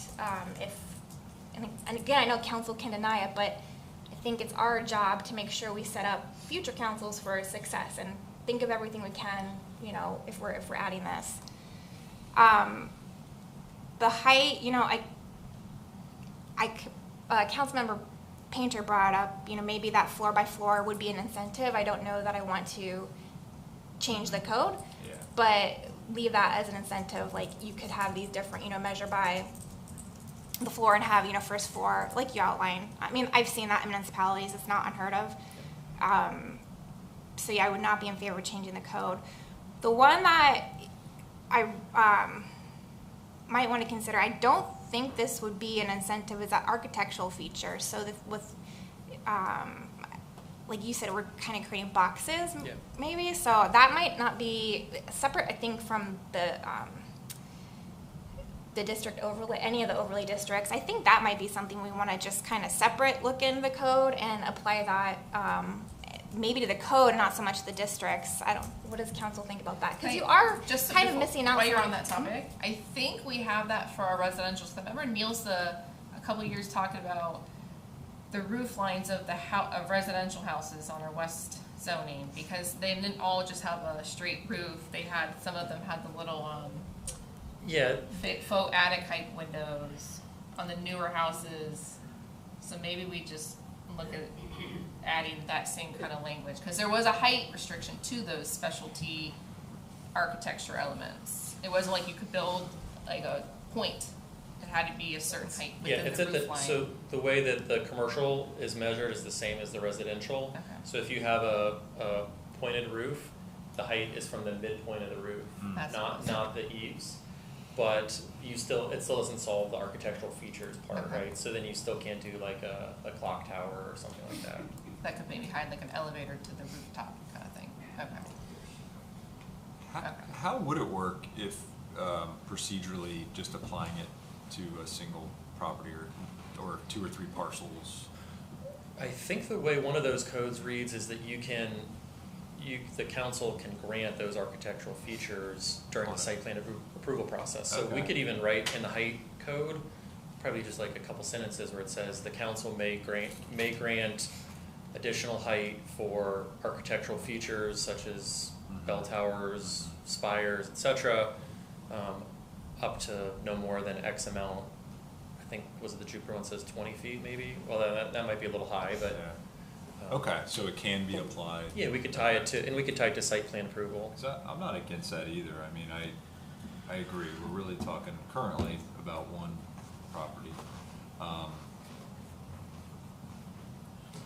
And I guess, you look near term, it's probably not going to be anytime soon, but redevelopment will happen at some point, and I guess I keep going back to it's within council's discretion, but it's also hard to say, who's going to be up here making those decisions. So I'm not against that idea at all, of just applying it to a single parcel or multiple parcels at site plan approval. Mayor.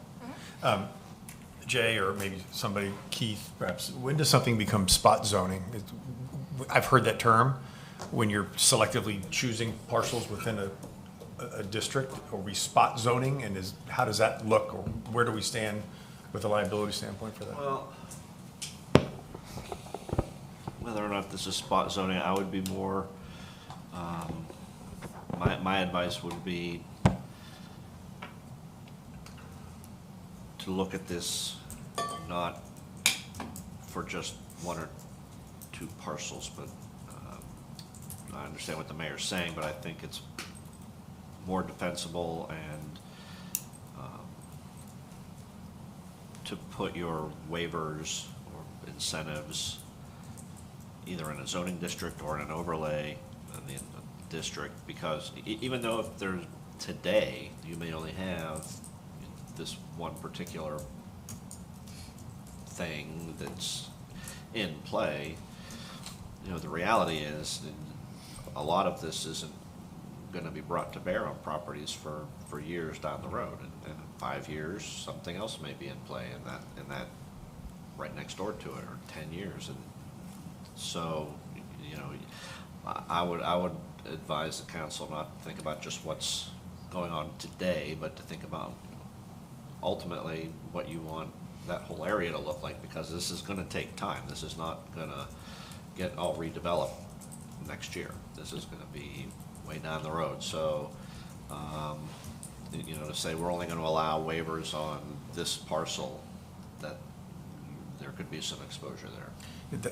Thank you for that opinion, because right now, yes, there's one applicant that has brought this to our attention, but I can think of a property that has been vacant for a number of years next to the post office. I think of a building on Beach Road that came in for a conceptual that we haven't heard back from. I heard a comment that they may not come back.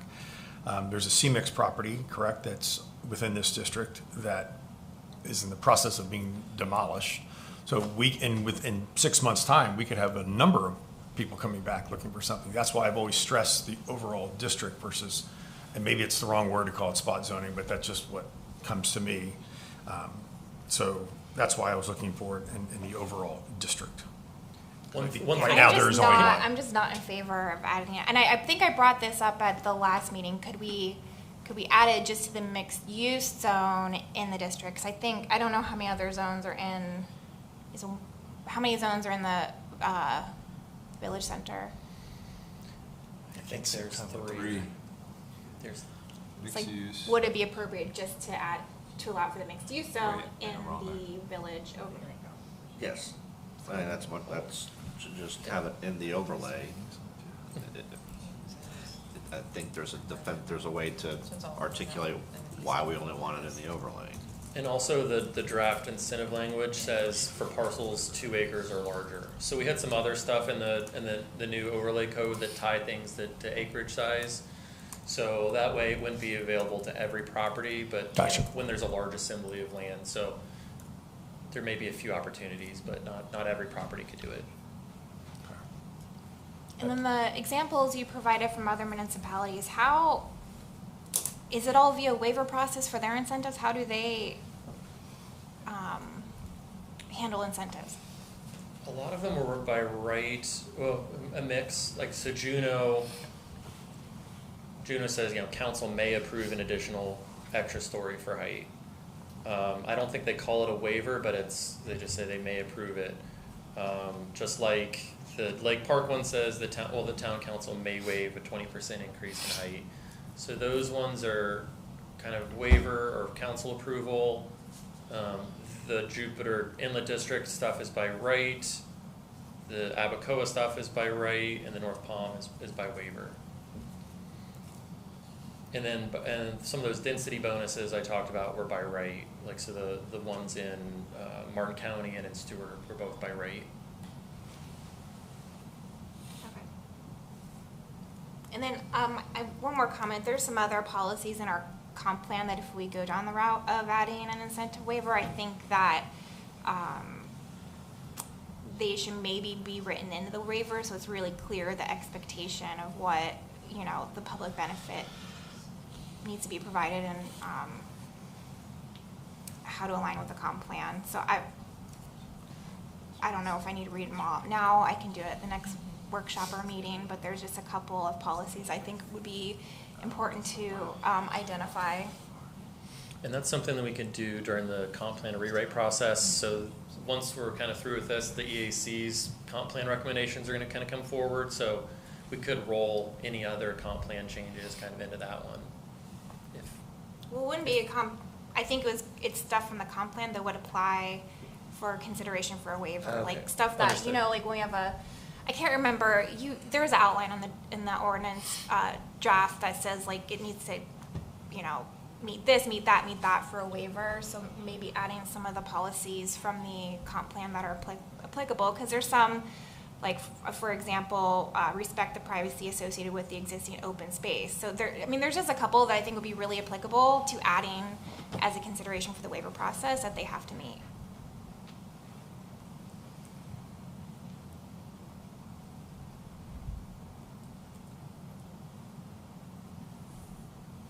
All right, any other council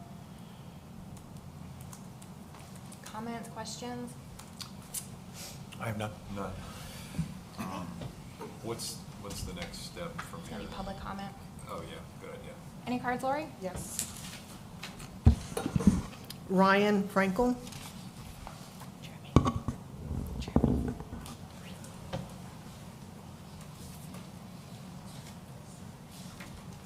Good evening, Council. I'm Ryan Frankel. I'm with partners with Bill Perko and Tom Frankel in the Paradise Park project.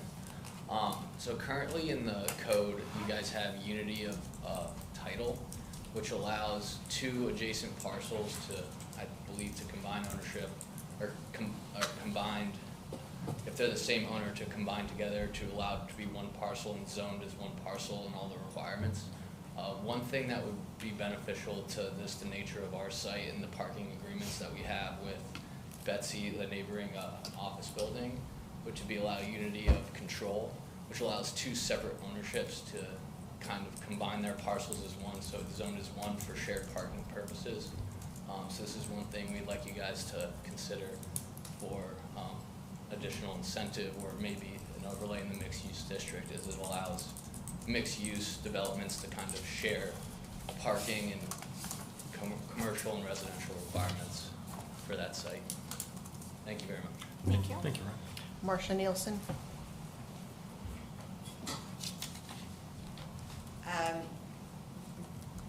Rick, about the charrette, you have to remember that the charrette was before the bond issue, and in the minds of people in the community, we owned it. We didn't own it, but in the minds of the people, Paradise Park was ours. And so when you look at the difference between, people want the green space, but they don't want the height. That's why, because the concept then is totally different from the concept now. And that's the trouble with taking, the charrette was a snapshot. You know what I'm saying?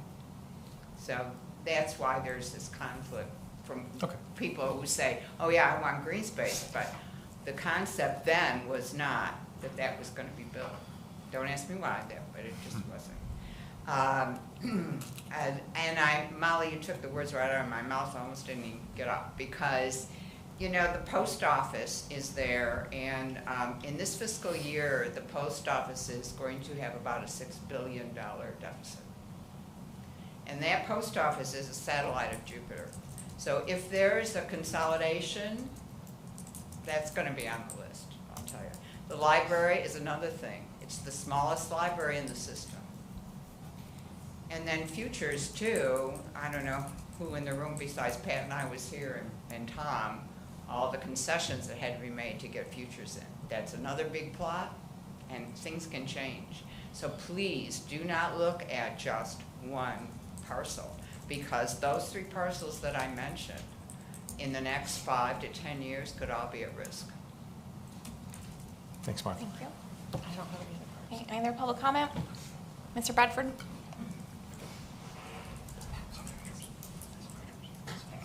I just wanted to make general comments. I went to the charrette too. I believe Patrick was there, maybe others. And there was multiple tables, and at my table, they were very clear. They didn't want to change or provide extra height or density. And I just, I gave up on trying to convince them otherwise because, pounding your head against the wall after a while. But, in order to build a good, healthy, vibrant, attractive city, you have to have this thing called a toolbox. A toolbox is your code, okay? And in this code, Jay has provided you with both the standard elements that kind of there today, and then the special elements are what he just spent time discussing, that are there in a toolbox that you see these other cities have, where they can pull them out and say, okay, let's use this and see if this works for this project so that we win and the developer wins and the community wins. That's all it is.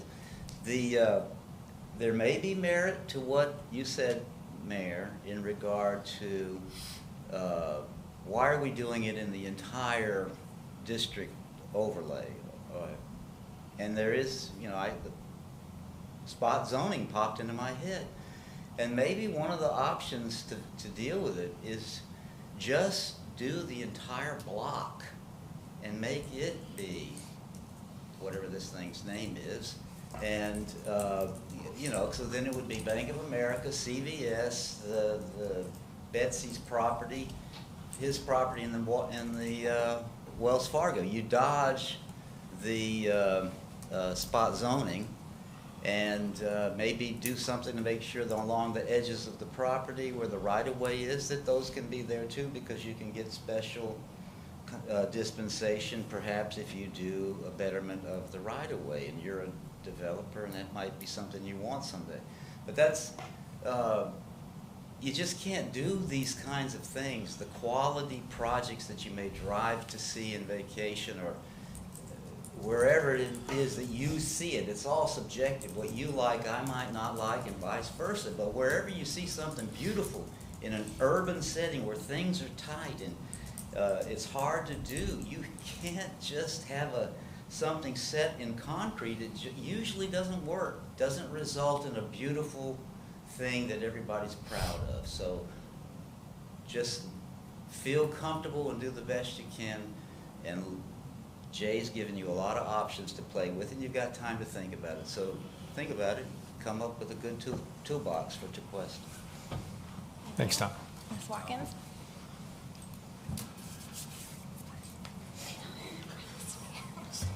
Good evening, everyone. Pat Watkins, 167 River Drive. First of all, I want to really compliment Jay on that presentation. It's very complete, and it's easy to understand, and I love having visuals. I'm just a visual learner, period.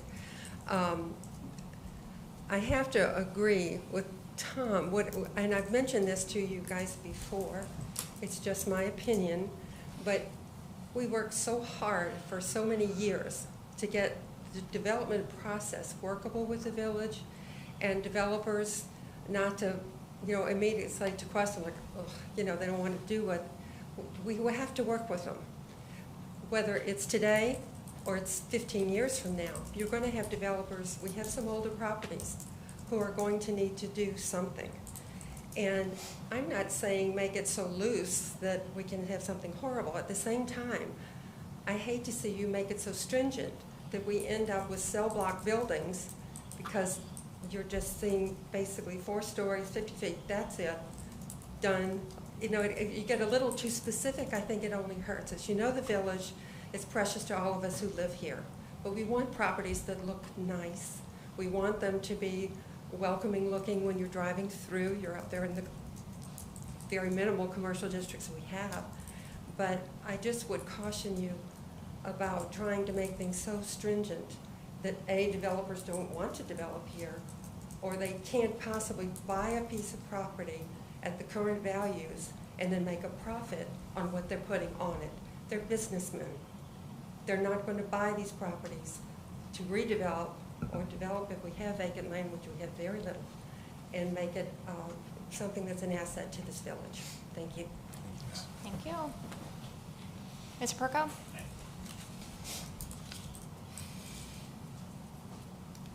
Hello, Council. Phil Perko. I'd like to echo Mrs. Watkins' sentiment. I agree with you 100%. It is extremely difficult, and I agree with Jay's presentation. I think that's one of the best presentations I've seen to date. I think you summarized it very, very well, and I can only imagine how many hours you put in that presentation.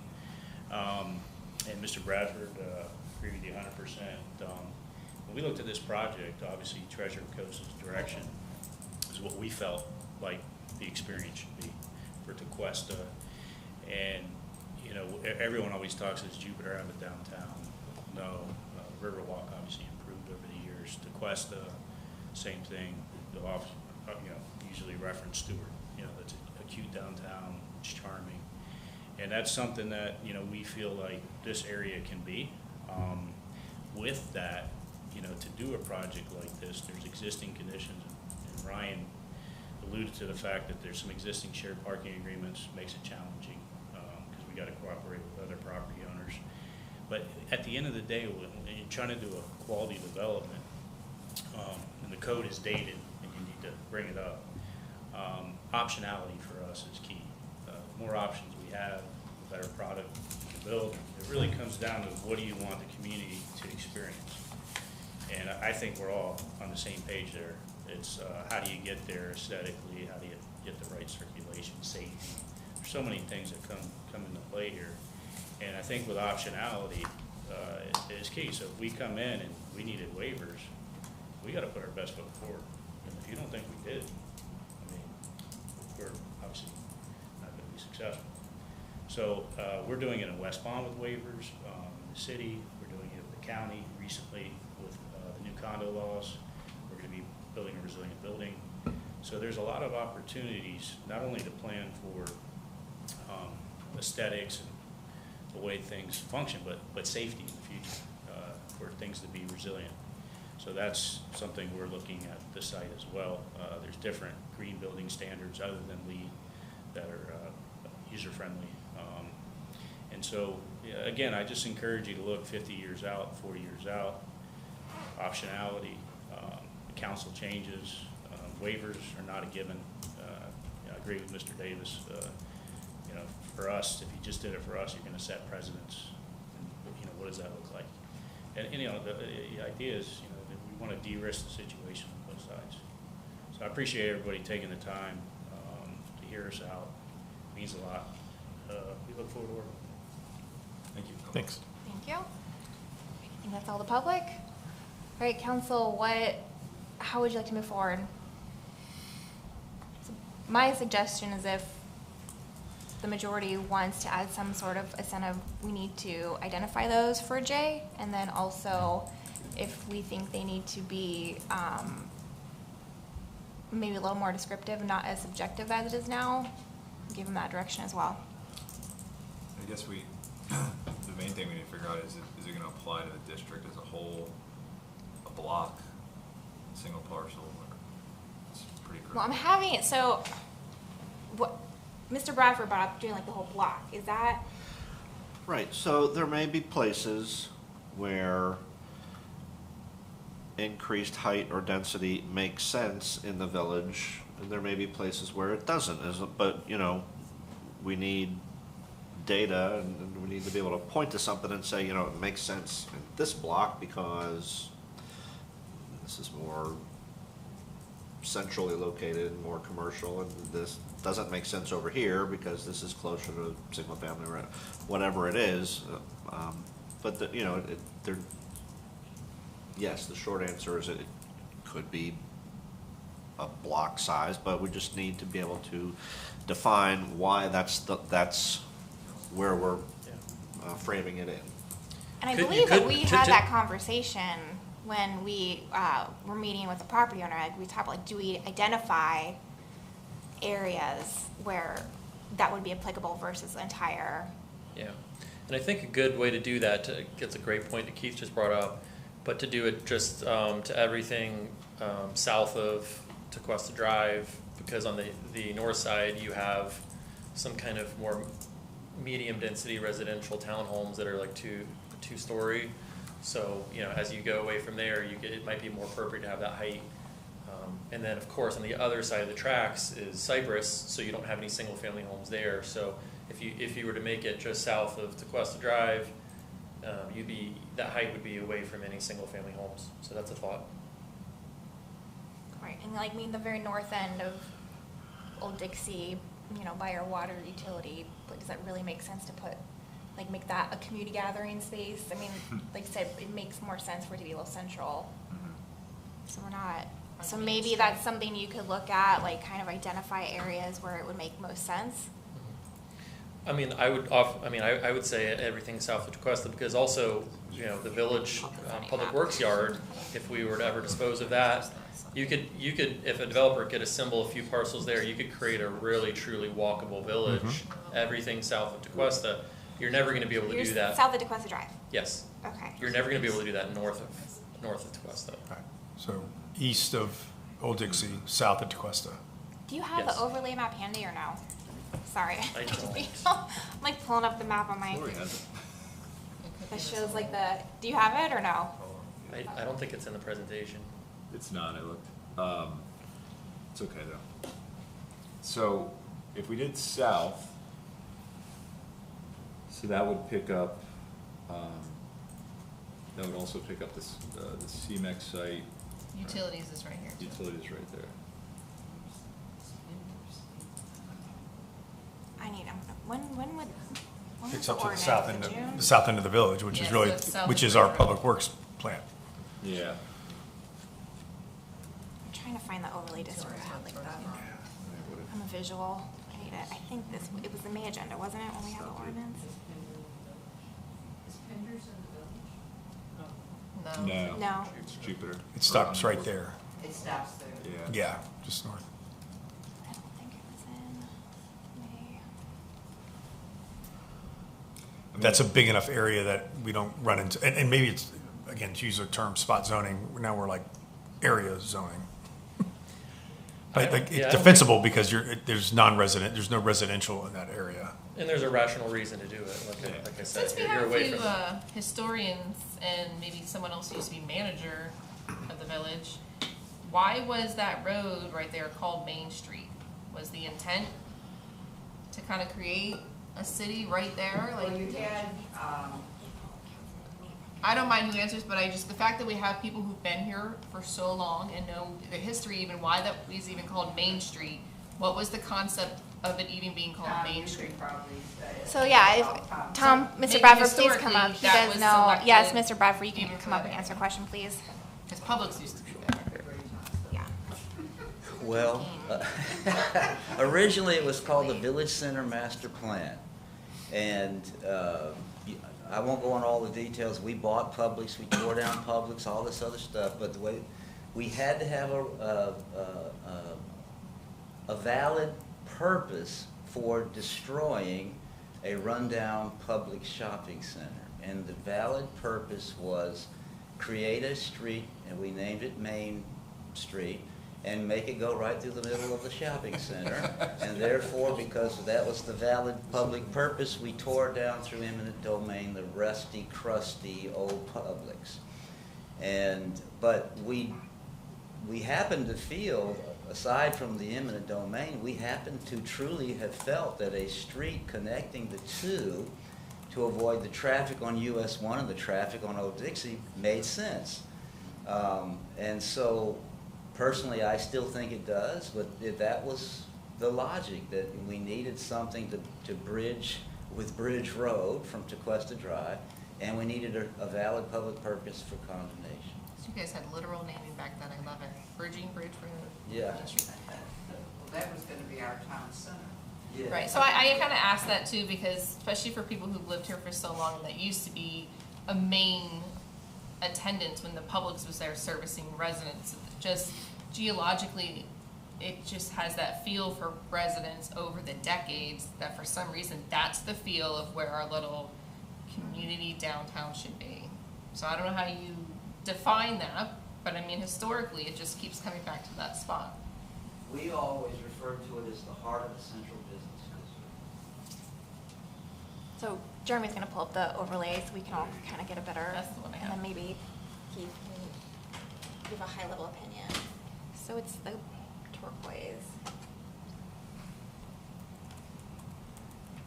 The last one down.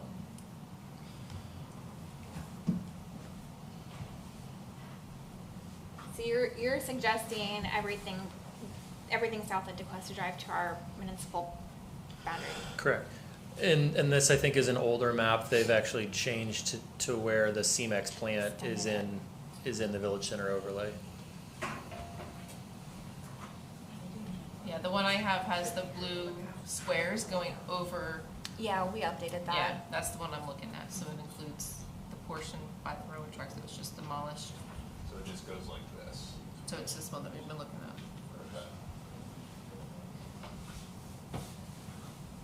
So Keith, what is your opinion on that? I mean, would that be It's like, defensible? I agree with what Jay said, as long as we can reasonably define the reasons we're drawing the lines, where we're drawing them, that's what's important.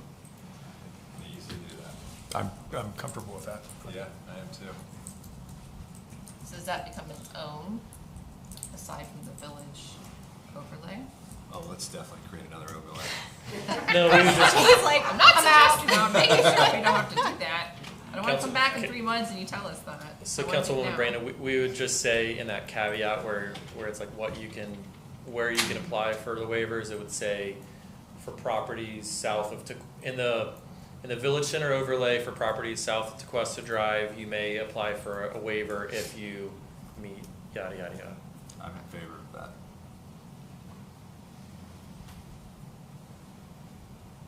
Is there consensus with that? I'm in favor of Councilmember that. Brandon? I'm fine with that. And then what incentives, height and density, just height, just density? Do we want Jade to, elaborate on them a little more, be a little more descriptive and bring something back? Should we just flip through them again real quick? Kind of give obviously there's probably others out there, but these are the ones that Jay thought were. Do you want to pull up fitting. this, I mean, I know the ones I think Slide. we should put as options, but. the one that I think there was one slide that listed both of them, wasn't there? It Towards starts the end, on maybe? page 17 of your PowerPoint if you're looking for. If the goal is to acquire or get additional civic open space, then a waiver that allows more height is directly related to that, because you're going up instead of out. Yep. Same thing with density. Same thing with parking. If you in my opinion, those are all related to the goal that you're trying to attain. So any of those or all of those would be waivers that would be appropriate to meet that goal. Okay. I'm in favor of those three that you discussed, except the one that was with Not the far. 50%, the 50% for the rooftop or something like that. Now, was that for private use, or was that considered civic open space? Or just a So rooftop the waiver element? for the extra fifth story, That was for you could draft it to say that it could be for anything. You could make it specific to restaurants and Yeah. lounges. Yeah, I wouldn't want it to make it specific. I would like it to be used by the applicant, by the applicant, because they're already giving up buildable space. They're giving up this, not this. They're giving up this. So I'm in favor of letting it go to that because they're giving up something. So to tell you got to give us a park on the roof, that defeats the purpose of getting the 15% down on the earth on terra firmata. So I would say I would be in favor of saying that could be used for just additional height, but articulated back. I think 50 is maybe a little tight, maybe 65%, but that I could live with 50, but I'd like to see more. Again, as a waiver that doesn't have to necessarily be approved by council. So you said three. What was the third? There's parking. Did you have a parking? Talk about shared parking. And that's already in the code. Oh, So okay. we wouldn't have to do anything on that. So I was saying that there's already enough tools in the toolkit that I think that we don't have to touch. That's right, you did touch say that, okay. So it would just be two. and then that density, but specific, limited to the one bedrooms. And can I ask a question before you answer? When you were talking about the density on Fiesta, Mhm. you say square footage per acre. Does that mean they're smaller units? Yeah. Okay, so you're looking at a bunch of 1 bedrooms versus 3 bedrooms. Okay, I just wanted to qualify Yeah. that. Yeah. But only 2 stories. Right. Not But also, 5 stories. 1 bedrooms may not pencil out, so I don't know how much somebody would, I don't know, by offering that as a potential waiver, I don't know how much would it make sense. I'm no developer. I don't know if we're going to really butt up against that, but again, it's an opportunity to provide an opportunity. So I would be, again, in favor of the height and the density as a waiver, subject to council approval. Can you go back to your density options that you had listed? Because while I don't like increasing density at all, I think we should put some sort of, I don't want to say a cap, but then again, for me, it's all the logistics that go with increasing the density, things you don't see. A couple more down, Jeremy. So let's say there was in there like 1 or 2 bedrooms rather than 3 bedroom units, just how do you cap that almost? So this is, it's written to allow up to 50% of the 1 bedroom units to count as 0.5. So if they had 20 1 bedrooms, only 10 of those could be counted for that 0.5, and it's only for 1 bedroom units. So it can't be used for 2 or 3 bedroom units. It's a way to incentivize smaller. Right, but more not the affordable. whole complex would be converted, okay. Yeah. But that wouldn't change the parking requirements. No. And I mean, guess is those this, are logistics that just don't make sense to me, but that's for an architect to figure out, I guess. is it like one or the other too? Like, are they allowed to play for both, or is it height or density? I mean, what? 'Cause I mean, Well, to let's me, say that's none, it's I would say like, one or the other. it's a hard pill to swallow, right? I know the community sentiment is that they don't want density or height, and to allow for both potentially, you know, is it one or the other? Is it a trade-off? Can I tell you my opinion? That's what we're up here for. Yep. So I think because we're such a small little village, I think it should be one or the other, and they shouldn't get greedy. Because if it is a civic open space, and let's say like Vice Mayor keeps pointing out, they would be giving such a 3D portion of their potential profit or whatever you want to call it. Is that worth it to residents to give them both height and density? So I think it should be one or the other. My only comment on the height is that we might get better looking buildings with the height. I don't think we can forget that. Well, so the additional height, they're probably gonna take that for an additional, a story. It's gonna be another story of a building. So you're not, like, on top of that, if like we're talking about allowing architectural features, like unique features, that would be in addition to that. I don't. Oh, okay, yeah. Okay. I got And you. again, I think those architectural features, if that's something that council wants to consider, to give more flexibility and more creativity, to the designers, that we kind of handle that separately outside the overlay district, because I think that could be applicable overall and not necessarily targeted per district. And again, I'd want kind of deep dive, what's the best height, what's the best width of a feature that goes 20 more. So I think there's a lot to look into, but I think that could be totally separate. Okay, I agree. So I'm thinking the height incentive is it's going to be an additional story for use. Yeah. Right, but if it's 50 to 65%, how much more can you put up there on potentially one, maybe 2 buildings, depending on what it looks like. I don't know we haven't seen the conceptual, but for what you're giving up, can you add that in the remaining buildable space at 50%? So I think your density probably still comes in underneath where it would have been, just because you're giving up potentially 50 feet of buildable real estate. And then if you're going to restrict it to that to the next story to 65% or whatever it is, I don't know. Again, I think it comes up to the design. I don't know if you can build as much on an extra floor as you're giving up on potential 4 floors. You're giving up a section of 4 floors if you're going to give us this green space right here. Right, and that's a good point, but that's going to be different based on the size of the property. Right. And so then, to Vice Mayor's point, if we allow this waiver process, when would that be analyzed in the site plan process, right? Because you can't possibly define that now because it's gonna be dependent on the property size. Right? Or could you define it now? Like the trade-off, like you're giving us X amount, you can't define it now because. Impossible without knowing what the So it's building- like, how do you address that then at site plan time? Like, oh, well, they're giving us this, so it would have been this density, but now it's gonna be, I mean, I think it just gets way too complicated. yeah. That's why. Because I had an idea in my head, I'm not gonna bring it up because it's way too complicated. So. Have you, and I apologize if there was an example you've talked about, but is 50% kind of the norm you would see with that height waiver language? Yeah, Or are there ones locally that exceed 50%? I mean, going back to North Palm, it's 30% by right, so you could have an extra story 30% by right, but then anything above that is a waiver. Okay. So that was one. The Jupiter one, I believe, it's 50% in the Jupiter Inlet District. Was that not the workforce? No, that's in the building height one. Where is that district? Is that the one by like Love Street? So that's Yeah. basically everything from the putt to like Utiki. Aren't they looking at redoing that? They area did. now? They actually did redo it and took a few things out. They used to have Took it a out, very that's what I thought. complicated way. You would meet like a sliding scale of criteria, and there was points.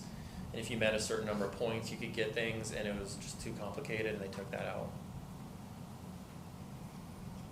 I think of the ones you presented, North Palm was the one that was more fitting for us than the Jupiter and the Juno.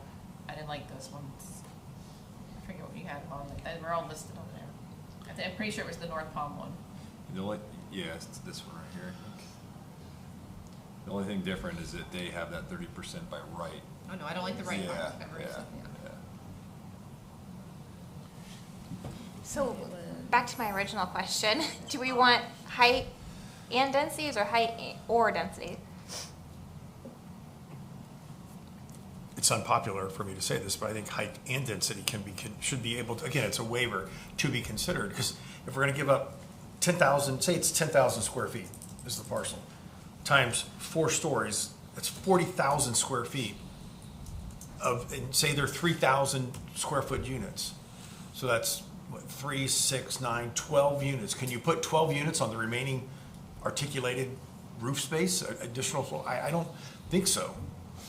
Just the math in my head, something like that. If it's 10,000 square foot, the parcel of land, we're really giving up 40,000 square foot. It's 10,000 times 4. So I don't think it's ever we're gonna run into a density problem. But if somebody can make it work with 1-bedroom units, then again, why can't we look at it? Give them opportunity for a toolbox. Yeah, I think I'm going that direction as well. Again, I just keep going back to its waiver. I know it may not be us sitting up here, but it will be at council's discretion to make that informed decision. And the toolbox, I agree.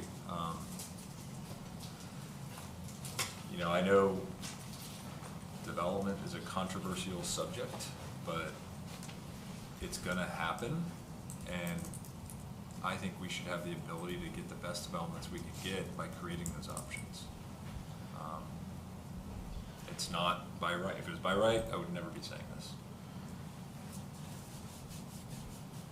It's such an important, not to look at one, but that district is such an important district for the future of Tequesta, of what it could be. I think we have to create some options to get the best development we can get there, and the most potential civic open space. And you made a comment.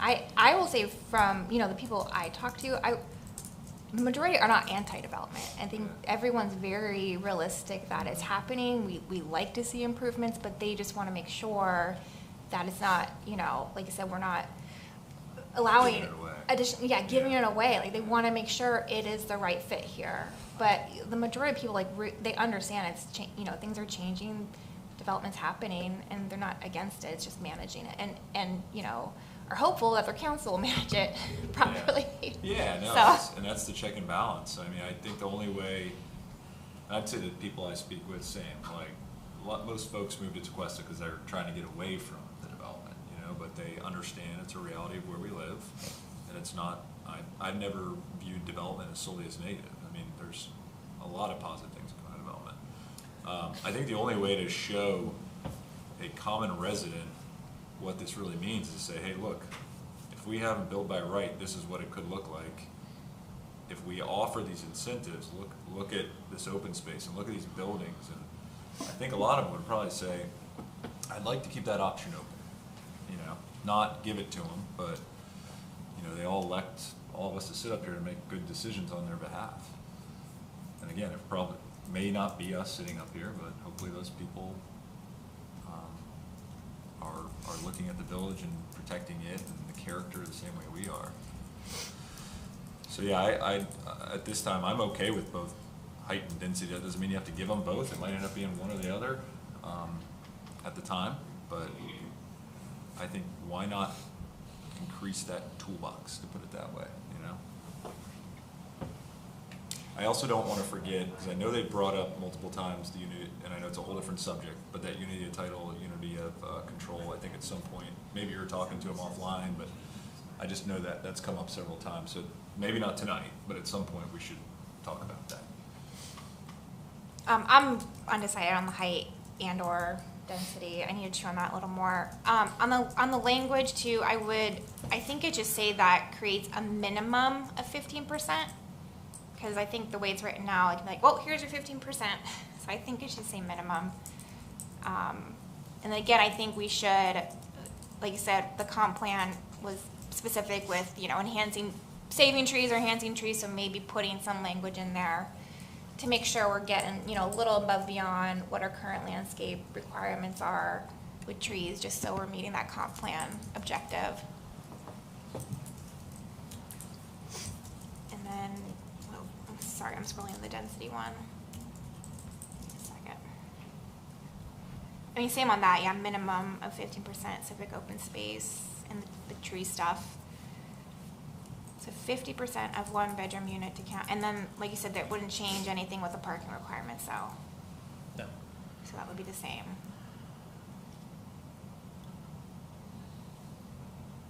And I mean, with increased density, they would still have to show like their impacts on infrastructure, traffic. I mean, Yeah, with all the concurrency review, it'll still count as a full unit. it would? Yes. Okay, so that's not gonna be reduced, okay.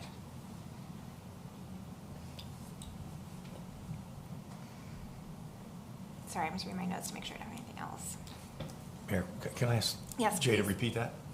So for concurrency, it's those, even though it's considered in density a half a unit, but it'll be for a full unit when it comes to traffic and. Right. Just to be on the safe side, Okay. that's the best way to do it. That's what I thought. I just want to make sure I understood that. Okay, Councilmember Brandon, anything else to add? Not really. I don't like any of it, but we're talking about it. It's tough. Oh, I'm not saying it's not tough. I'd rather talk about it than, that's all I got for tonight. Unless you wanna bring something else up. So Jay, are you clear on your direction? I can recap it for you, I think I got it. Clear, mostly clear. One last question is Councilman Painter had brought up the idea of also granting the height by stories versus height by feet. Do we want to do we want to have them be able to do a waiver for that extra partial story, and do we also want to have something where they could apply to have the height counted in stories, not feet? I'm not a huge fan of the stories. I think that would definitely be a one or the other. Yeah. Because I'm only because okay the trend, walking away we from went that from one. 10 to 12 feet, now they're 15 feet. If I'm choosing between the two, I'm going with the one we've already discussed, about the 50% additional for, yeah. Done. Clear as mud. And then the area, you're clear? Yes. Okay. That one's easy, south of Tequesta Drive. Yeah. And so do we think we need to workshop it again, or do you think Jay has everything he needs? He's like, please don't make me workshop this again. I just really enjoyed your presentation. I would like to see I don't personally feel like we need to workshop it, but I'm certainly will make myself available to do so. I think the direction's pretty clear. Yeah. And I think we were very clear on formula stuff last time. Yeah. So would this have to go to P&Z again? No, we'll just bring it back. Because they recommended that you look at incentives. We do this. Okay. So we followed the LPA's recommendation, and we will proceed. I'm trying to remember what we did the last time this was at the council. I don't think you moved the ordinance, I think you tabled. So are we back to first reading? Mhm. Bring it back for first reading with the revisions that were discussed tonight. Probably in September. I mean, September is the earliest we could make it. So. Yeah. All right. Okay, and then separately, should we add the architectural feature topic to our future workshop agenda? Like, just add it to our list, and then Jay can start. No pressure, no.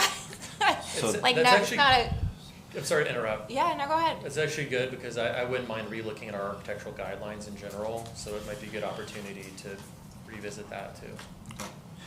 So the only thing that's gonna get implicated, this is a village-initiated ordinance, we're gonna, second reading won't be until October, after October 1st, so we're gonna have to do a business impact estimate because the amendments to that statute go into effect before we'll have this on the books, which, I mean, it is what it is. We just need to remember we need to have that on the website before second reading.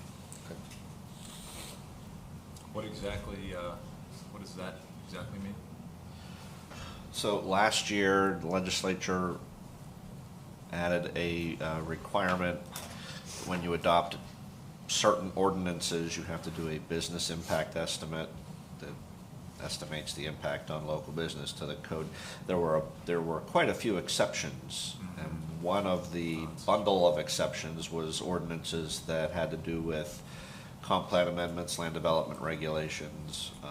That exception was taken away for for government-initiated land development regulations effective October 1st. Okay. So. Could the village do second reading at the September workshop? If we can get it on the books before October 1st, then we avoid the requirement. That would be what we would have to do. I'll talk to you about that. Okay, we can talk about the timing of that offline. Is that an expensive endeavor? No. Just No. one more thing to do? It's just another thing to do. Yeah, okay. All right. Thank you all for your time. Thank you, Jay. Thank you, Jay. Great work. Thank you, Jay. All right, next up, and I know, so technically, our workshops are supposed to end at 9 per resolution, but Marjorie's been sitting here so patiently, I'd like to give her the opportunity to give us an update on PFAS, even if it goes a little bit after 9 p.m. Is everyone okay with that? 100%. Yep. Marjorie, thank you for your patience. Yes, I was going to say, talk about complicated and then trying to talk about it. So, and I wanted to go ahead and give out, this is part of the agenda items that were attached, but I've talked about going ahead and passing this out as well. And just for record, we are moving on to agenda item 4, the PFAS regulatory update and compliance with the new EPA standards.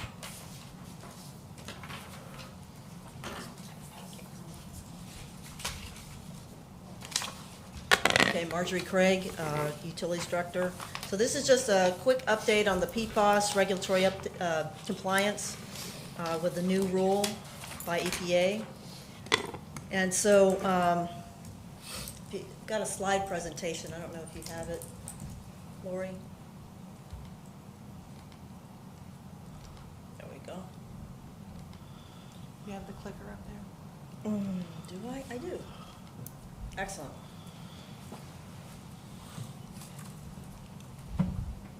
Okay, and I kind of like this diagram because it shows the kinds of things that PFAS is found in. They're per- and polyfluoroalkyl substances or compounds. You've heard them referred to in the media as forever chemicals. It says here a group in my slide, which I did produce, a group of 4,000 substances widely used in different industries, but I've also seen the number as high as 7 million chemicals across the world. So they are everywhere. They're in our toilet paper, they're in our rugs, they're just ubiquitous. They're slippery. One thing I missed on my slide, these are organics, it's really fluorine. So it's chains of carbon atoms and fluorine atoms, and that bond is very, very difficult to break. They're designed to keep things from sticking. They're resistant to heat, water, and oil, so they actually make great repellents, and it's so difficult to break them that the temperatures are extremely, extremely high to break those bonds to force them to become carbon and fluorine again. Again, where are they? They're kind of everywhere. They've been used since the 1940s. I have a little tank there because they were originally used for defense on tanks. They're found in the groundwater near airports, factories, military bases, households. So there's some testing that has shown that up to 97% of Americans have PFAS somewhere in their blood. And this shows some sources of drinking of PFAS in drinking water. Septic tanks is one. Plant uptake, the rain. I mean, it can come from anywhere. Firefighting foam. We've got a defense piece of property that's close by. I mean, it could be anything. The one thing that I'd say about this, that the EPA, and looking at this, okay, this is the diagram that I handed out. So right now the industries that produce PFAS are not really regulated. The discharge from the industries is not regulated, so that's a challenge. And it shows here that, I mean, I guess oh, it does, it sort of works. No, not really. It just shows that the industries, if they discharge to any of the water bodies, and of course we get our water, our potable water, from either underground aquifers, it can contaminate the aquifers, or surface water sources. So, all right, so moving on to the really, and this talks about across the nation, there are, some of the states did preemptively set some low amounts for PFAS levels requirements, 12 to 15 parts per thousand. In New Hampshire and California is 5.1 to 6.5 parts per thousand. But the US EPA has set the level as 4 parts per trillion. So this was last year in March. They announced proposed drinking water regulations for 6 PFAS compounds, and I won't read them, so you'll be so grateful to me. I'll get another candy later. So in this year, in April, they came out with the final rules. So to put it in perspective, 4 parts per trillion is 1 drop of water in 5 Olympic swimming pools. It's 1 penny and $10 billion. I mean, that's the kind of small amount of PFAS that they're talking about as far as measurements. The testing is very expensive, and the testing levels, the ability to test it, is very challenging. The testers cannot wear, you may recall that I came to you and I said they have to retest. They have to retest. Some of the tests became contaminated. When you take a test, you can't have showered the day before, you can't have anything on your hands, no cologne, no perfume, nothing. And so when you take the test, everything, the risk of cross-contamination is great. So that's why it's such a challenge to measure it. So this is a bunch of technical jargon that talks about the levels of particular compounds that are now regulated, and that they modified a hazard index. So it's like a matrix, you know, of combined PFAS chemicals, and if you are over that hazard index, then you have a problem. So I think the important thing to know is that, you know, MCL is a maximum contaminant level, and the HI is the hazard index. And that index, the HI-MCL, is the level at which no known health risks are anticipated. Okay, so they've set that at 4 parts per trillion. Good news for Tequesta. We tested our drinking water at the point of discharge into the water pipes, and there's no exceedance of the current EPA standards in place using the current source water ratios. So what is that ratio? You guys already know it, but I'm going to tell you anyway. 60% reverse osmosis water treated through the RO plant, and then 40% superficial aquifer water treated through our conventional filtration plant. We found no PFAS in our upper Florida and aquifer wells. There is some level of PFAS in our superficial wells, but because of the blended water, it's below the EPA standards.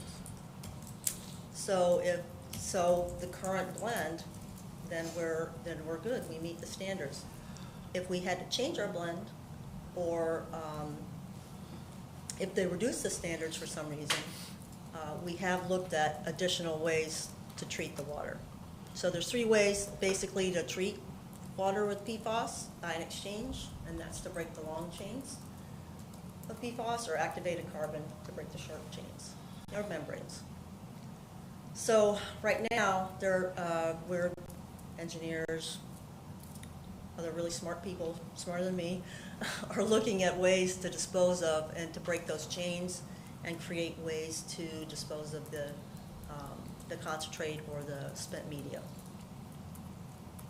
So with that, that's just references for my slides, which was from a number of colleagues, and then the EPA side. And my circle one is from Riverside, California, but I really liked it.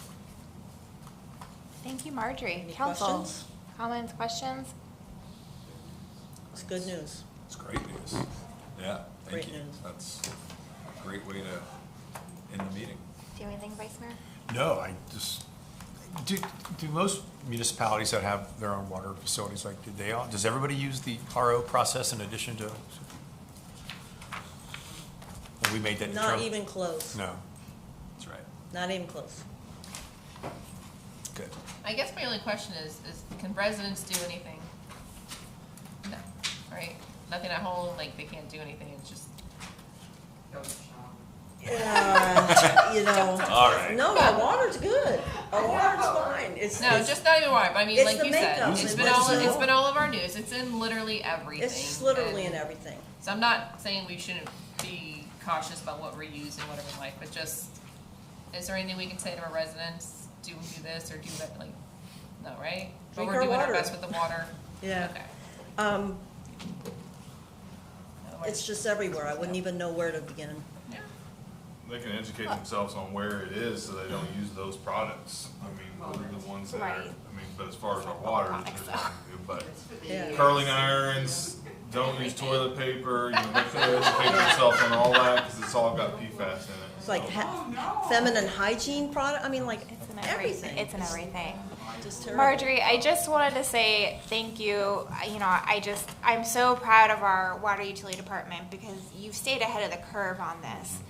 And, you know, I've said it up here before, you know, when you really think about like public safety and water are 2 of the most important things that we provide to our citizens, because without either of those, lives are at risk. So it's extremely important to take care of our water utility. And I know you're really active and involved on like other boards and, you know, state Statewide organizations. and nationwide, So actually. you're always ahead of the curve and informed there too. So thank you. I know you'll keep us apprised of that. I did have a question for Keith. I know we, you know, hired the outside counsel. Any update on So, that whole end of things? yeah, so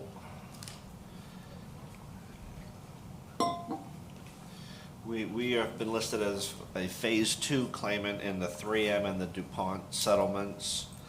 Tyco and BASF settlements are being reviewed by the courts to be preliminarily approved, so those are still in the works. But for 3M and DuPont, being a phase 2 claimant means that we have until July 1st of 2026 to continue testing our water to determine if it's contaminated. If what I heard from Marjorie was correct, we do not have contaminants that are going to put us in a situation where we're going to be able to make a claim at this point. So we have basically 24 more months continue testing, and if testing comes back showing contamination, then we will be able to file they'll be able to file on our behalf a claim based on that, on those test results. But that's kind of where we are. I mean, the good news is the water's not showing contamination above I guess the limits. And I don't want to even call that bad news, but on the litigation side, that means that there's no evidence that's going to support a claim for compensation at this point. But we have 2 more years to continue testing, so that's kind of where we are. And do we have plans to test again leading up to that deadline? Because there's a cost associated with that, of course. Yeah, I mean, I can't speak to what it costs to do this testing and. Did you say, do we have plans? Do we have plans to test again, like up to that deadline in 2026? Yes, we'll be testing again. We'll be required to test by the EPA for the point of distribution. But we also intend to do some additional tests in the individual wells. They've come out with a new testing standard. We're going to try that. I've got another place to have the test done to see if we can have them done more expeditiously, we'll say. Okay, and then I know you said based off the current blend, could that blend change down the road? I mean, is that based, I know we have, I don't know if they're correct words, permits, but we have to pull a certain amount of gallons from each like aquifer. Is that subject to change down the road? So, just like many utilities, we're constrained in different ways, right?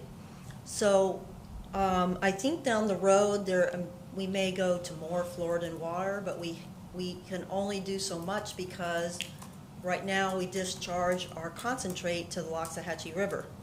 And so we can't exceed a certain quantity, or that will trigger non-compliance with the Water Management District. So if somebody found PFAS in their water, then they couldn't discharge. They'd have to figure out another place to discharge the water, like deep well injected. And for us to have, and that would be where we would, if we suddenly had PFAS, I'm making this up, show up in our fluoride wells, then we would say, hey, you need to drill us a deep injection well, right? Because we can no longer discharge to the Loxahatchee River. Okay, thank you. All right, any other council comments or questions? No. Any public comment? No. All right, with that, can I get a motion to adjourn? So moved. Second. All in favor? Aye. 9 p.m. on the dot. Good work. I've never actually seen this place. No?